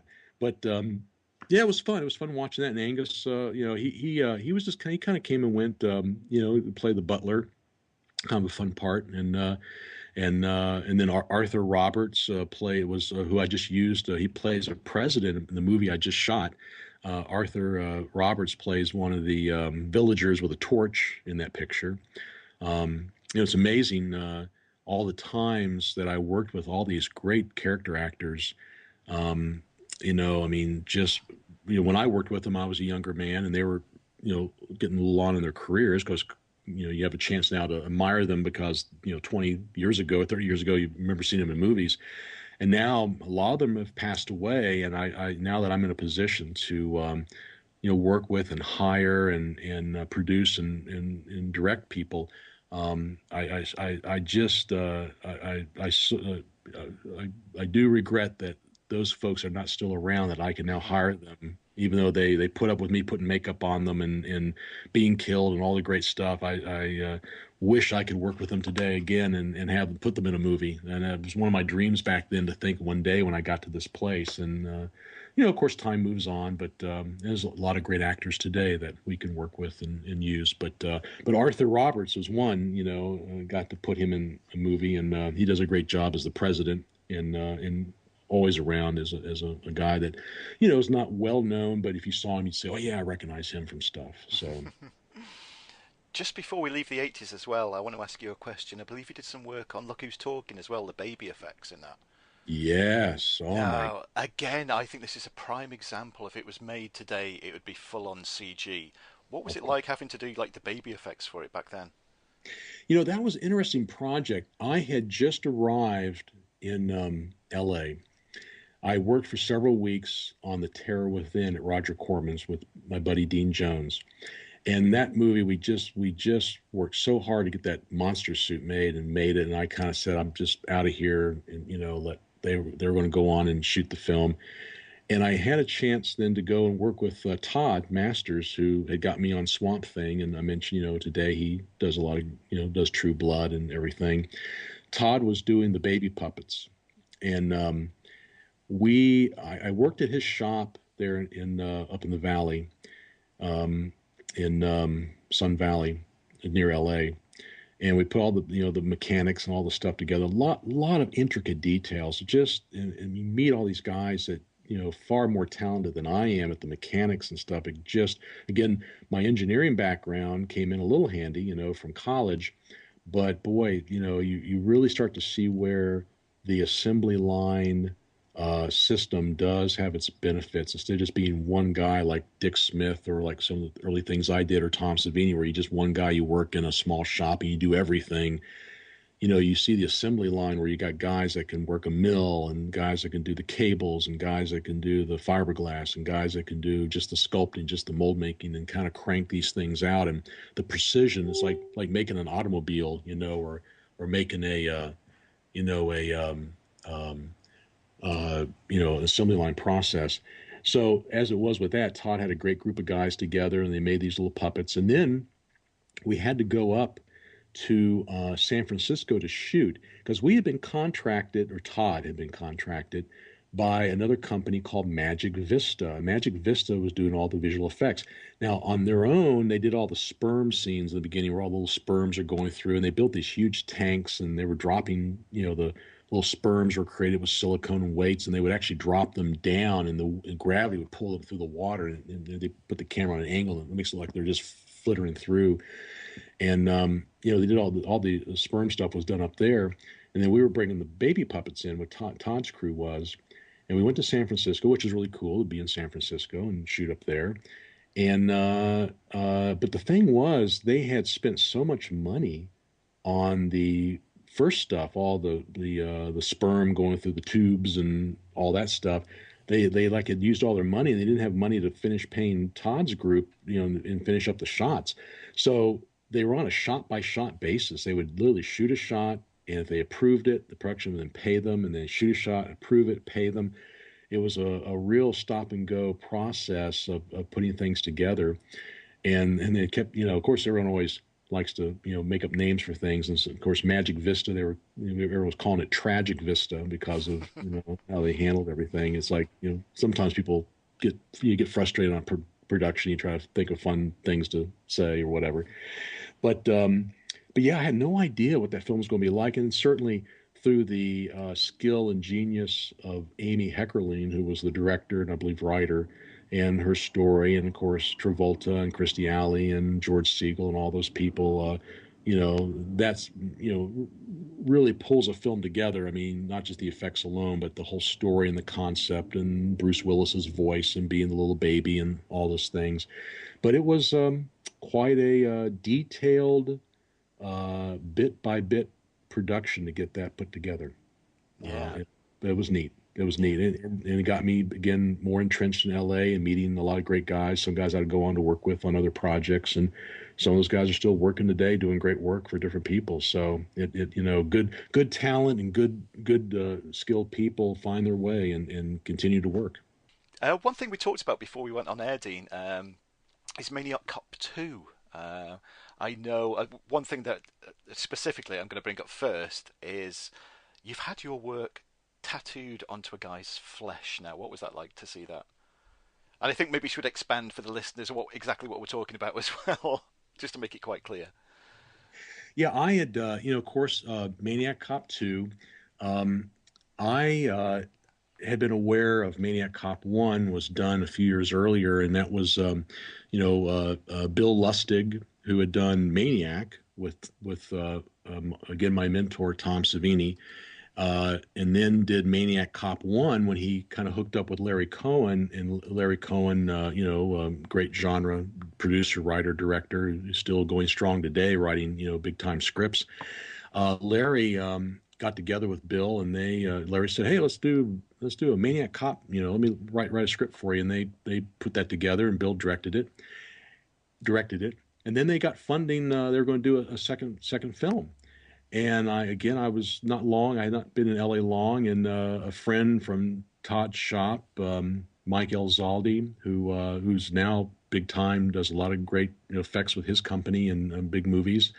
Mike had told me these guys were looking for someone, and so I went over and interviewed, and I got the job, and did the makeup and everything, and it was really a cool project and a much bigger film when I got involved than I thought it was going to be because of all the stunts and the film kind of covers a lot of genres. I mean, action and certainly horror, a little bit of slasher, not too much.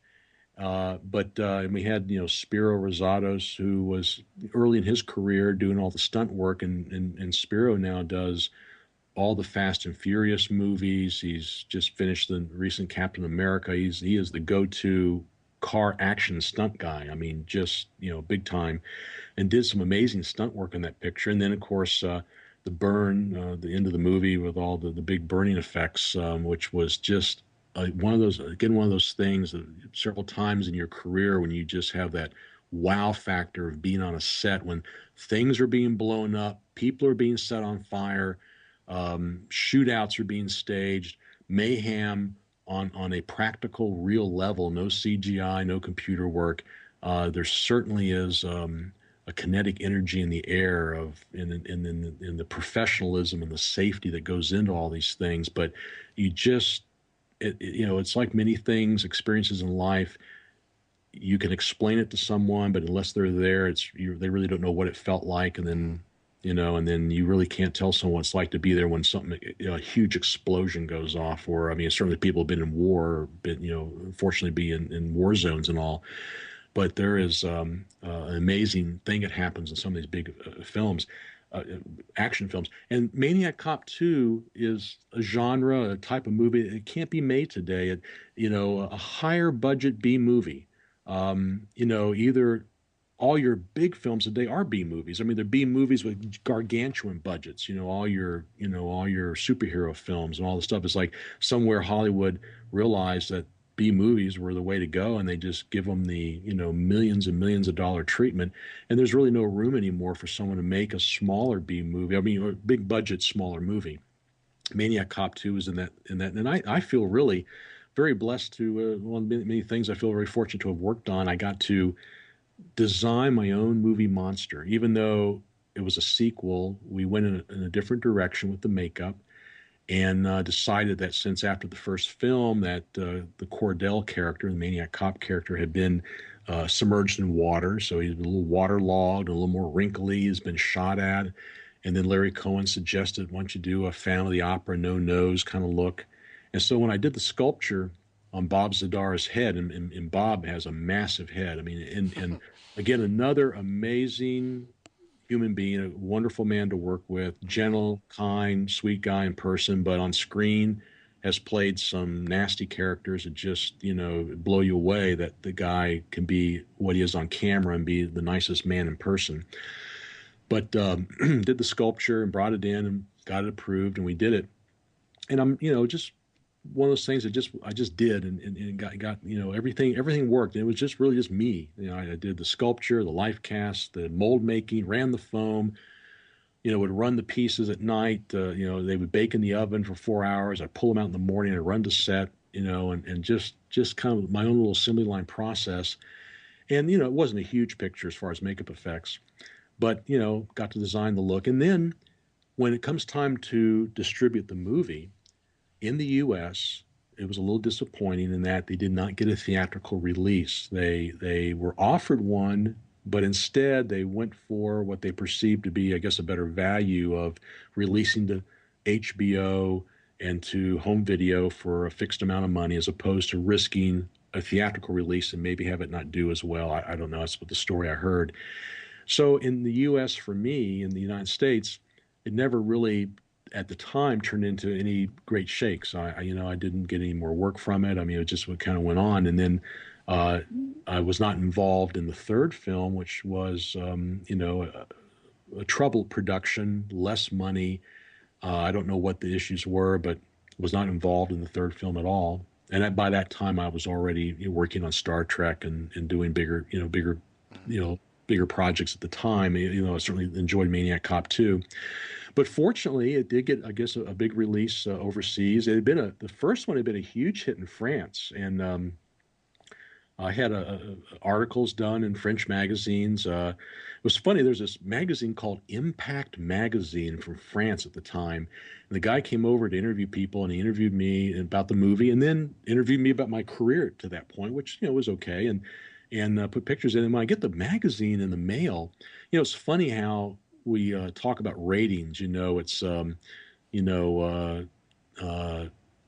someone used to joke about the presidential election between Al Gore and George Bush. They said, yeah, Gore versus Bush. It's like NC-17 versus an R rating. It's like, what do you show? Sex or violence? And this Impact magazine was the extreme of both in one magazine. They had the most intense, gory makeup effects movies, and then they would profile X-rated or porno movies or porno stars. I was like, wow, it's all in one film. The two things, it's like they just combine them both in the French. They just combine them both in one movie. I mean, one magazine. I thought that was kind of interesting. But anyway, so it was written up in that, and then I understand that I guess it got a fairly decent release in the UK because I got now that they did a Blu-ray, and Bill Lustig, who is involved heavily now in distribution and has done a lot of documentaries and produced a lot of things about other movies and for his company, he got the rights back to Maniac Cop 2. They did a 4K transfer, a really high-resolution transfer. They had been taking it around the country, showing it in theaters, and I got to see it in L.A. back in November, and it looked beautiful, amazing print. The makeup looked amazing. I was so happy. The stunts, everything of the film looked great, and of course, it was released on Blu-ray. And then I got a Facebook friend request from a fellow who said he was a big fan, and he lives in there in Blackpool, England.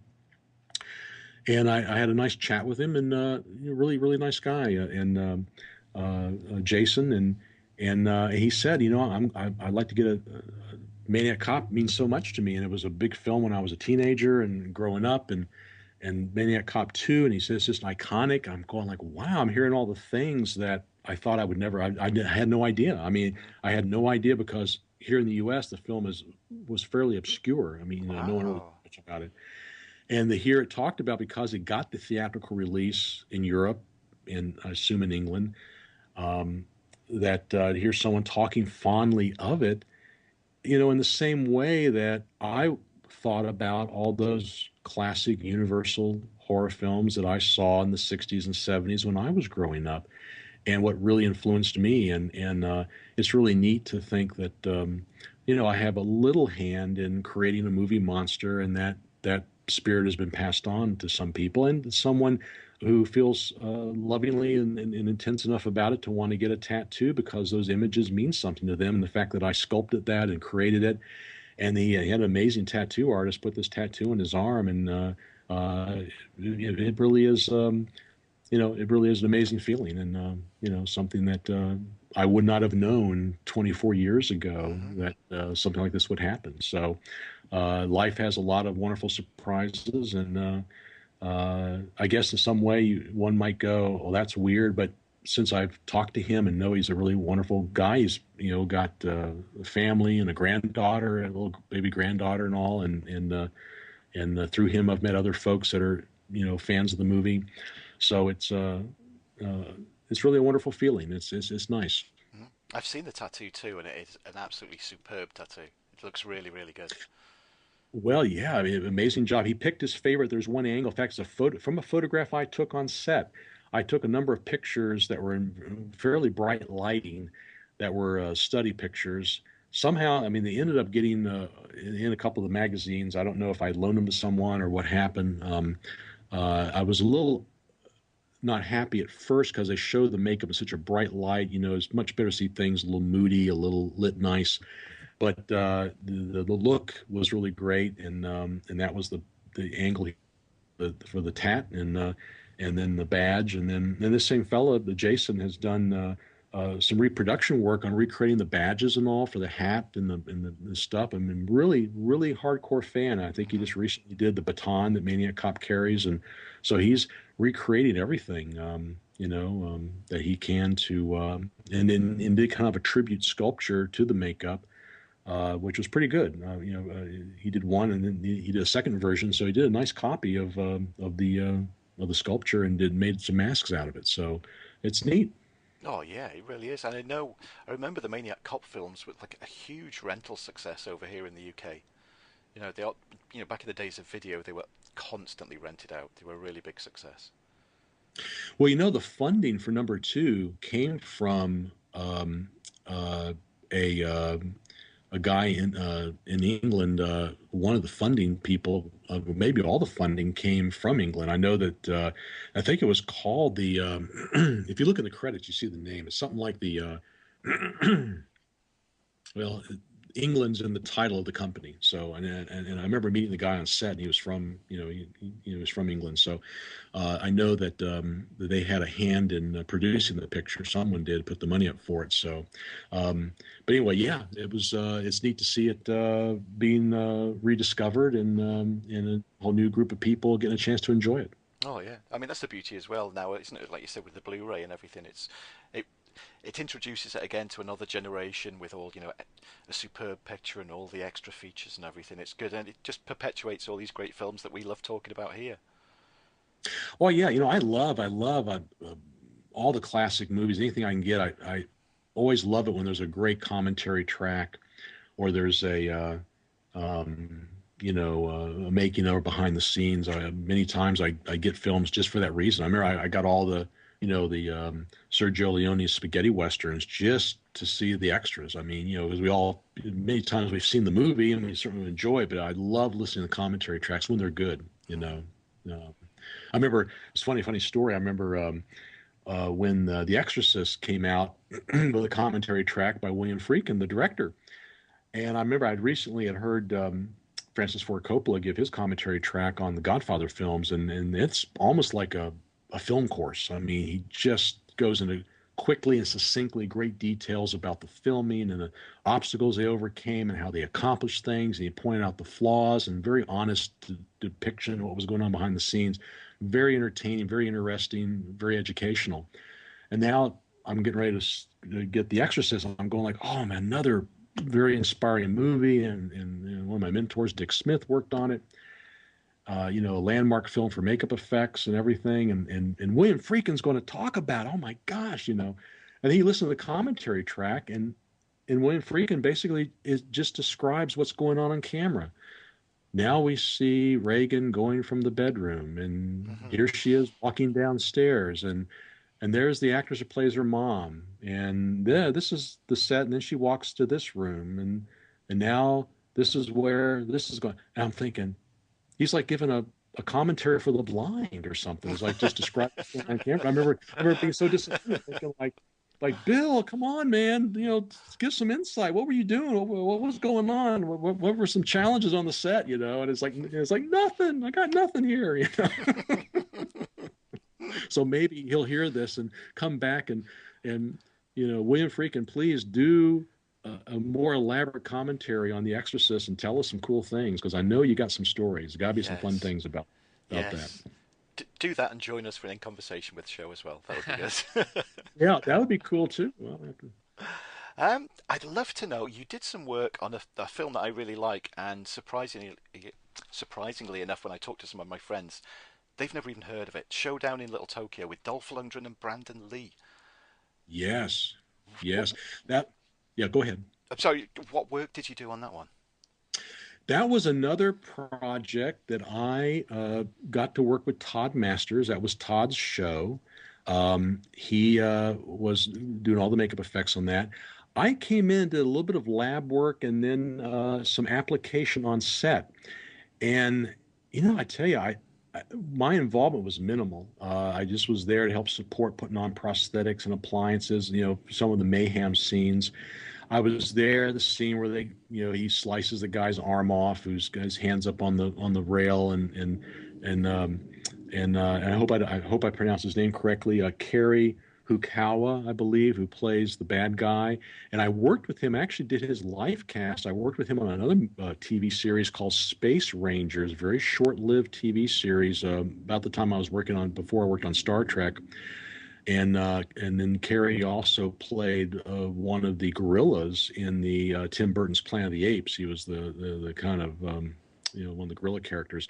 A wonderful actor. Again, plays really evil guy. I think he was in Mortal Kombat. Plays really evil guys on set. Very intense actor on set, but just wonderful man in person. And when he slices that guy's arm off, that actor was an amputee. Back in the days when we would find guys that were missing an arm or something, and they put a fake arm on him. He's like holding has his hand on a railing or a girder or something in a factory. And he's like standing there, I think he's a bunch of bad guys, and then Carrie comes up with this, his long, sword, and then as an example, slices the guy's arm off right on camera. And I remember I was there for that. And I was around Dolph and Brandon Lee. I mean, Dolph Lundgren, really quiet but very intelligent, very intellectual guy. I mean, he was there, very very nice to work with. Brandon Lee, tragically, died just a year or so later. He was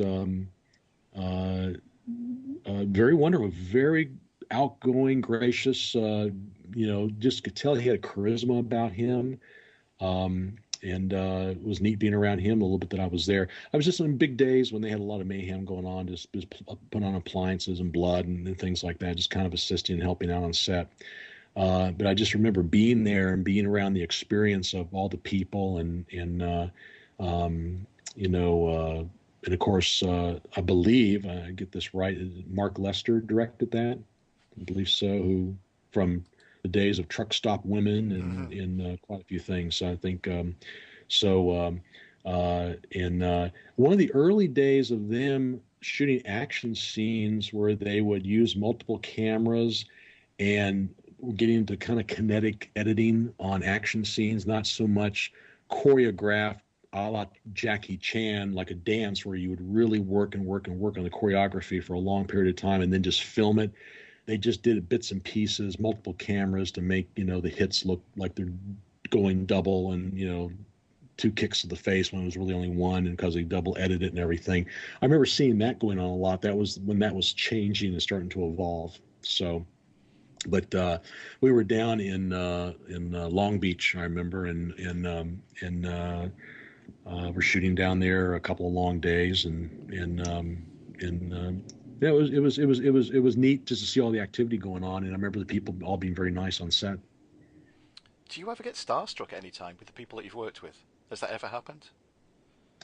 It's interesting when you're doing makeup. You work very closely with the actors, and I never have. I mean, they come in being real people, and there's just a known, that wall comes down. It's not so much that you're on the inside. You're there working with them. You're not a fan. You're not someone on the streets going to walk up and quickly say, sign my T-shirt or whatever. You're respectful of their space. You get to talk with them. Most all the actors are very gracious, and it's interesting though. There is a charisma factor. Some people have an amazing charisma in person. They just comes out of them. There's something about them. It's just, you could tell why the camera loves them, because they just are they look interested in you. There's a spark. They meet you and treat you like you're the most important person in the room.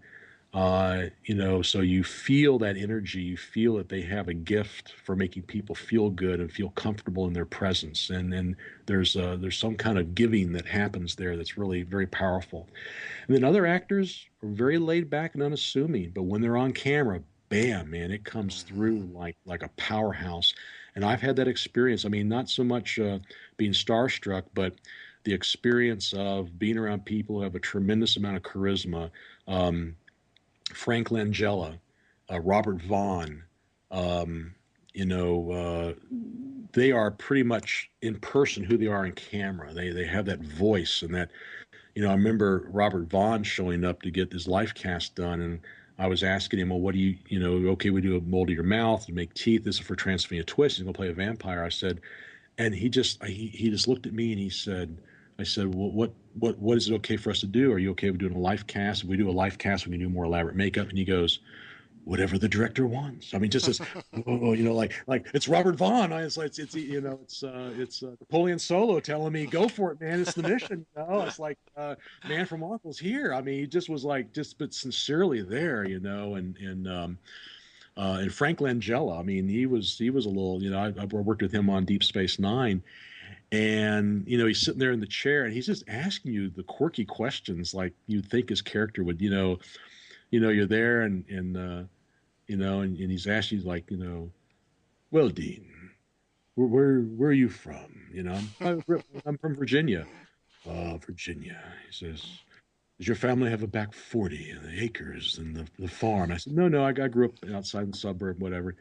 I dated a girl from Virginia once. She was a lovely creature. I keep thinking we're going to have a plot twist here. There's going to be a creepy thing that's going to come in any moment. Like, any moment, I'm going to learn something I shouldn't know. It's like I'm going like, oh my God, what's going on here? But they just have that ability to do that. And then other actors, an example in Transylvania Twist. A lot of lovely ladies in that picture who played vampires, and they all had to have fangs made, for them. And the different ladies, I didn't know who they were. I mean, some maybe were just models or could be very attractive. And they would come up to the lab, and we were up on the second floor of this old lumber yard, as I mentioned before. I mean, when earthquakes would hit, you'd feel it shake, and I mean, it was a really rickety place. It should have been condemned. I think they just paid them off not to condemn the place. And we were there working, and one by one, the ladies who were going to be vampires would come up, and we had to do a mold of their. We were just going to make fangs for them, and the different ones would come up, and they would be all kind of glammed out, and the hair and the makeup, and they're being kind of exuding a quality, and you're thinking like, well, this is not an audition. We're just the makeup people. You don't have to, you don't have to be. They're like they're on. They're having to be what people think they should be to be the beautiful woman, beautiful ingenue or whatever. And then, so we're doing two or three people like that. Then all of a sudden, they say, "Oh, Brink Stevens is coming up," and of course, I recognize Brink's name because she, was one of the original great scream queens and done a lot of great stuff. And I'm thinking, well, I recognize her name. Well, she comes in and she's like, hair's not done. She's just got sweats on, t-shirt. She's like, "Hey guys, what's going on?" And just like some kid from, like you knew in high school. It's like, "Come on, oh, this is really neat. I love this effect stuff. Oh, how's that work? Oh, that's right. Show me what you're doing. What's going on?" And just do the mold of your teeth. "Oh, okay, yeah, I've done this before. Okay, all right. Well, I'll see you on set." And she kind of walks out, and I go like, "Oh my gosh, she's just like a girl off the street. I mean, no big thing, just curious and fun and whatever. No attempt to be anything. But when it came time to be on set and film, holy cow, when she was made up and had the fangs in and plays her part, and it's a very short part, but she just, I mean, blew the crew away. I mean, just the power that she had made up and glammed out in the feminine, boom. I mean, it was just like a bomb going off on set. And the same thing you would hear about Marilyn Monroe, or you hear about some of these other folks that played the part, but when they were on their own time, they weren't playing the part, and she could turn it on and bam, just it was like watching an effect. It was pretty amazing. Oh yeah. This one film I want to ask you about, because we love this series of films. You were the special makeup effects artist on Best of the Best 2. Yes. Yeah. Please tell us about that because we love those movies. Well, I remember that was when I moved out to LA full time. Um, there was a makeup effects gentleman, Mark Shostrom, and another great makeup effects guy who worked on the early Freddy Krueger films. He did a lot of things for Charles Band. Had done Evil Dead 2, and was a big time guy. And I had met him, through some other fellows I knew. I knew of him. He when he had come out to when they were doing Evil Dead 2, they were shooting in North Carolina. Uh, at the same time, in another part of the state, when I was working on King Kong Lives, and they came to visit, so I got to know Mark. And it turned out I was actually living in the same town where he had his shop. It was South Pasadena, and I would go by and he wouldn't do anything. I would keep knocking on the door or whatever. And finally, I got up with him and he said, "Oh, I could use some help on doing this thing called Best of the Best 2." And he said, um, "They want to do something a little different in this movie where they want to really show arms breaking and things happening." So he said, "Come and work with me." And it was just down the street from where I literally walked to work. It was like a few times you could live in LA, live in a nice little community. I was in South Pasadena, little small. It's where they shot like Back to the Future, all the hometown USA movies, the original Halloween and Back to the Future and things like that. It looks like anywhere USA, little small homes and 1920s kind of look. And I remember walking down the street and going to Mark's shop and Philip Ree would come in. And now his father was June Ree, who had school martial arts schools in Washington D.C. outside where I grew up. So I grew up as a kid watching his father talk about doing these commercials about could you come in and take martial arts. So here Philip was, and really cool guy, and he would come in and he would bring in the stuntmen he was going to fight with, and we would. He would show, okay, here is the position of the guys I'm going to have him in before I break his arm. And the guy be on the ground, the shoulder bent back and the arm up in some really bizarre, torturous looking position. And you could see, man, all he had to do is like just push down and bust the guy's arm. And so we would do a mold of that actor with his arm in that position. And then we made out of gelatin. We made, gelatin is at the time was the most lifelike material to make skin and fleshy things out of. And you could color it, and it's translucent and it has a feel of flesh. And we would make these gelatin arms and hands and things, and put a foam, rigid foam rubber like a styrofoam kind of rigid foam inside. And we would set it up and we would be there, and they'd film the scene. And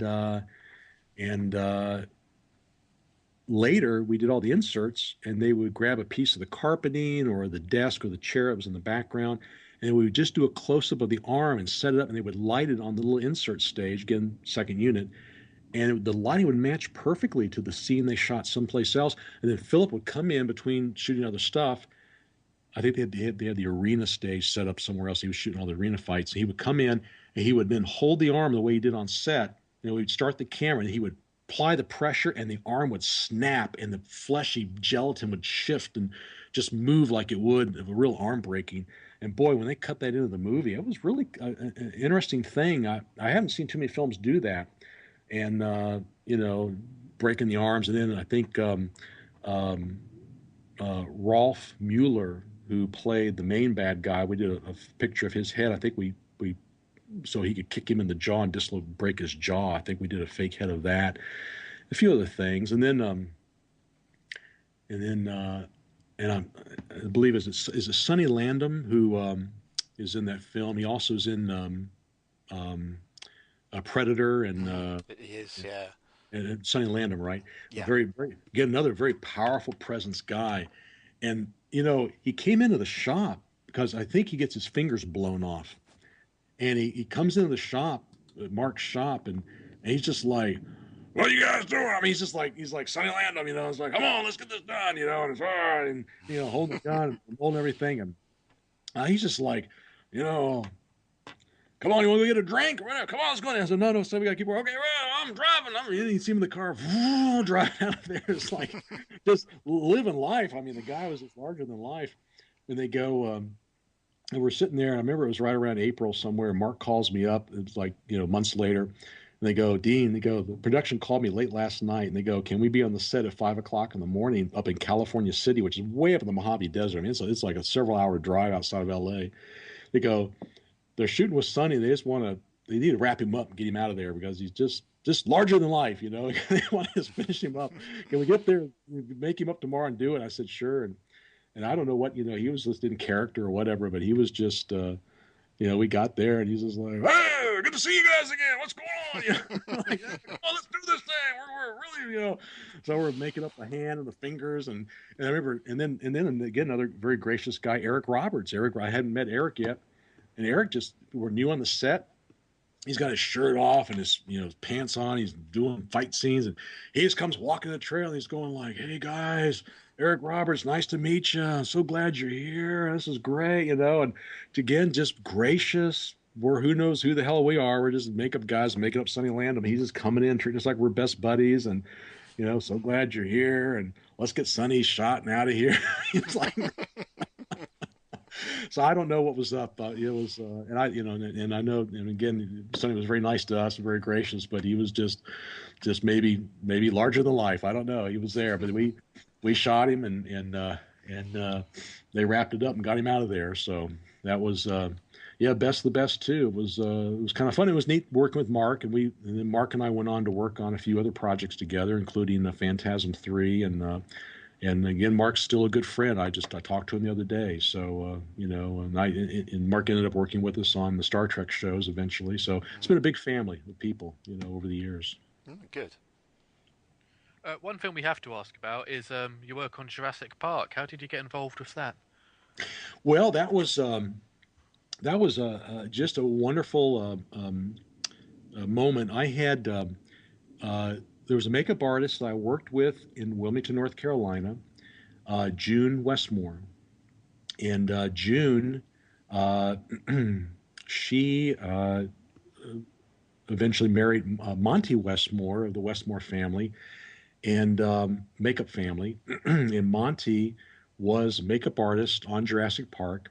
When I came out to L.A., June was very gracious. She encouraged me to get into the union. She helped me out in a lot of ways. Again, another wonderful person in my life that helped me in so many ways. She was, I believe, June Haymore at the time, and eventually married Monty. And Monty was doing Jurassic Park, and they needed, I believe it's John Beck who plays the big game hunter in the picture. And he, at one point, driving the Jeep that the T-Rex is chasing, and Jeff Goldblum, they look in the mirror, objects are closer than they appear, and the T-Rex, runs through the tree and all that stuff. And the stunt man is going to double John Beck. And the stunt man had a very little nose, and John's got a much bigger nose. And being a big movie, Steven Spielberg, they were like, hey, we need to make the stuntman look as close as possible, even though the guy driving the Jeep under the tree before the T-Rex hits it, I mean, you probably would not even notice if he had a clown nose on, much less a right size nose. But big movie, big project. Well, June recommended me to Monty, and Monty was very nice to say, sure. So I went down, I did a mold of John's nose, and I made a rubber, prosthetic nose that matched John's nose perfectly, so they could glue on the stunt man so he would look more like John Beck. And got to be on set and got to observe what was going on, all the big sets. Got to go to Universal. It was amazing at that time, which was somewhere in probably around 92. I remember going over to the lot at Universal and getting on and going back to Amblin Entertainment, which have these kind of adobe bungalows. He has his own little, Spielberg Amblin Entertainment has his own little offices there. This is before DreamWorks. And he just kind of got on the set and walked on in and, signed up all my paperwork and then was on set. And it's funny, contrast that to just a few years ago. I came back out to visit a friend who had won a contest and was had a little production deal with Spielberg. And boy, I tried to get back there, and it was like, man, you had to have passes and sign and IDs and 3 layers of doors to get through. And I finally got back close to that same little Adobe bungalow area. And they were like, no, you can't park here, park over there. I mean, it was like security was so different. I mean, things have just changed, so amazingly in the business because of, I guess everything, I don't know, just everything, heightened sense of everything. But that was my memories of that. And, just being on the big set and just kind of watch them shoot a little bit and see Spielberg work. And it was very low key. He has a big machine, is director of photography and editors and all the people have worked with him for many years. And they kind of know what he needs, what he wants. I mean, I'm sure they discuss it all beforehand, but it all runs very smoothly. You doesn't really look like much magic is going on outside the fact that big things are happening. But but again, I was on the set not a lot, but just a little bit to see a little bit of that going on, and it was neat. Now, I've got to ask about this because you did a lot of work on Star Trek Deep Space Nine, Yes. For which you won an Emmy Award. That must have been a very special moment for you. It was, I tell you. I was fortunate. I was on that show full time for 2 years, part time for 4 years altogether. And again, I was working with, I mentioned Monty Westmore. I worked with his younger brother, Michael Westmore, supervised all the Star Trek shows of that era. And then June, who I mentioned before, had worked on Next Generation, was a key makeup artist on that. And I got hired to work on Deep Space Nine, came into its second season, and my friend Dean Jones was there. And I got nominated twice. The first time went to the Emmys, had my mother and father come out, and it was a wonderful event. We lost to Babylon 5, which was headed up by guys that I had met originally on Day of the Dead, Everett Burrell and John Vulich. So where we all started together, here they won for Babylon 5. But then we got nominated again the next year. And by then I had moved from L.A. I left L.A. behind. I went back to my home state of Virginia and developed a small production company. But we went back for the Emmys and we won. So it was really neat to go back and they send the studio sends a town car or limo to pick you up, and you get dressed up, and the Emmy Awards are very similar to all those big award shows. They have the technical awards the night before at that time, and there are about 65 of them. I mean, they give out an award for photography and art direction and makeup and everything. They give all those awards out in sound for sitcom, and then a whole other set for made-for-TV movies, and a whole other set for hour-long, single camera shot movie style stuff.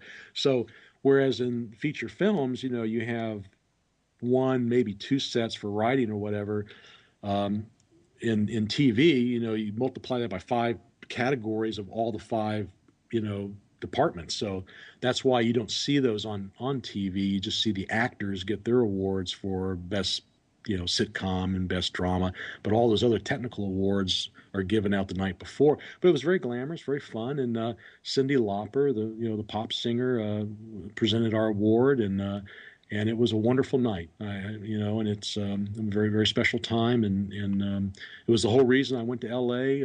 To begin with, was just to get validation that I could work in L.A. and have achieve some things, and I never would have guessed I would have ended up working on the Star Trek shows, which I certainly was around and watched the original Star Trek when I was a kid, and then got to work at Paramount Studios. Got to work on Stage 18, which is the stage you see Gloria Swanson go into and talk to Cecil B. DeMille in Sunset Boulevard. So Stage 18 was the swing set for Deep Space Nine. We had our cave set in there. We had the interior of the Defiant. We had they would build the, set of the week, whatever planet you arrive on, they would build that set there. And then we had 2 other stages that had the permanent sets for the promenade, and the ops and all those other things. But being there at Paramount was amazing. And then even in in the movie Sunset Boulevard, which was shot in the back in the 50s, early 50s or whatever, when you see him walk across the street and go into Nancy Olson's office, the writer right there, William Holden, that was the office was right there of my boss, Michael Westmore. So, and all that looks the same. It looked the same, when I was there 20 years ago. I'm sure it looks the same today. But all that was the stage, and the same stage they shot Rear Window, the big set for Alfred Hitchcock's Rear Window, the same stage. So, who could have a bigger dream than that to say I worked for 2 years on the same stages where Sunset Boulevard, Rear Window, and the countless other movies were done. I mean, it was just a magical time for me, and a great feeling, great spirit of accomplishment. You mentioned briefly earlier on that the latest project you've got on the go at the moment, Angel. Can you tell us quite a bit more about that? And am I right in saying you're editing it as well? We're going back to how we began and editing. Is that right? Yeah, I have gotten back into feature films. I was away from California for a lot of years. My wife and I decided to move back to my home state of Virginia. She was very gracious to come with me, and we raised our son. And I got to be near family, and I had a small production company, and kind of kept all the exciting things that I had developed and done in L.A. Kind of channeled them into doing documentaries, commercials, getting back to my early roots of advertising when I was first out of college. So that's been fun. But what's really neat is that I was able to raise some money to do some smaller, professional, do some smaller feature films. And I hooked up with a gentleman that I had met working with Bill Greffé back in the early 80s when I first started my career, Rich Stiles. And Rich has been an executive for Roger Corman. He's been ran several movie companies and has written and directed, a lot of genre pictures himself over the years. And we had been in touch, and here we are 30 years later, and we teamed up to do a movie called Angel. Rich wrote and directed it, and I produced. And we just kind of did it kind of old school, just like we would have done at the Corman Studio. You have to really plan the production, a lot of detail. That way you can do things at lower costs. We also pulled in a lot of younger talent, people that deserve a chance. Just like when I was younger, a lot of folks gave me a chance, and I certainly trying to pay that forward. So we did this little sci-fi thriller called Angel, and it's about a beam of energy that comes to Earth that recreates the DNA from a young lady that just died in an automobile accident, recreates her body. And she's now on a mission to warn some world leaders that there's going to be a pandemic that could kill 2/3 of the Earth's population unless some things take place. And of course, all of that is being generated by a global conspiracy of people who want to reduce the Earth's population. And she has a limited amount of time to kind of get to the core of things before bad things happen. And she enlists the help of a young urban kid who's crippled and has his own personal problems, and he kind of grows and gets better, having been involved with Angel, who's our main character. So anyway, we have not many makeup effects in it, but my hat was all solely in producing, helping to develop the script, and then after we had our assembly done, we just had to kind of pare back, and I took over editing. We had a wonderful editor work with us on the first part. And then I ended up, just kind of finishing the picture. And now we're in the process of getting our visual effects done, and hope to have it done here in about the next month and get it sold. So it should be overseas and on cable. We don't have any big stars, so that pretty much cuts us out of getting any kind of theatrical release, because today you need to have some names for that. But hopefully we'll grow, and we got another one in the pipeline. My partner Rich has another great script called Women of Mass Destruction that he's currently working on arranging some financing for, and we'll have a little more money to do this one. So should be some exciting times coming up, and a whole new chapter for me. That's good to hear. I mean, we say this to all of our guests because, of course, we love hearing stories from the 1980s. But one thing we like to do as well, we also love hearing what you guys are doing now with your, your current projects. So please keep us updated, with everything that you're going to do, and we'll pass that on to the listeners and help to promote everything that you do. Well, we will. My company is Harbinger Studios, and I have a Facebook page, Oh, H excellent. A yeah, Harbinger, Harbinger Studios. And we don't have a lot up there just yet, but now that we're getting finishing up, we're going to start putting some information up about the picture and the production, and have a lot of great behind the scenes. And we have wonderful actors. I mentioned Arthur Roberts, who I'd worked with before, and we've got a lot of young talent. One young lady, Shannon Lawrence, plays Angel, who could be a huge star. I mean, she's got everything, very professional and talented, and was a joy to work with. And Zach Zangoria, who was our other young lead man, are both very good folks. I mean, it takes luck and timing and everything else to be a star and make it happen. But we have a lot of folks that deserve to have that happen for them. So we hope it does. Hmm. Are there any other ways as well that the listeners can find and follow you online? Was the website they've just given, is that the main one, or are there any other ways that they can follow you personally?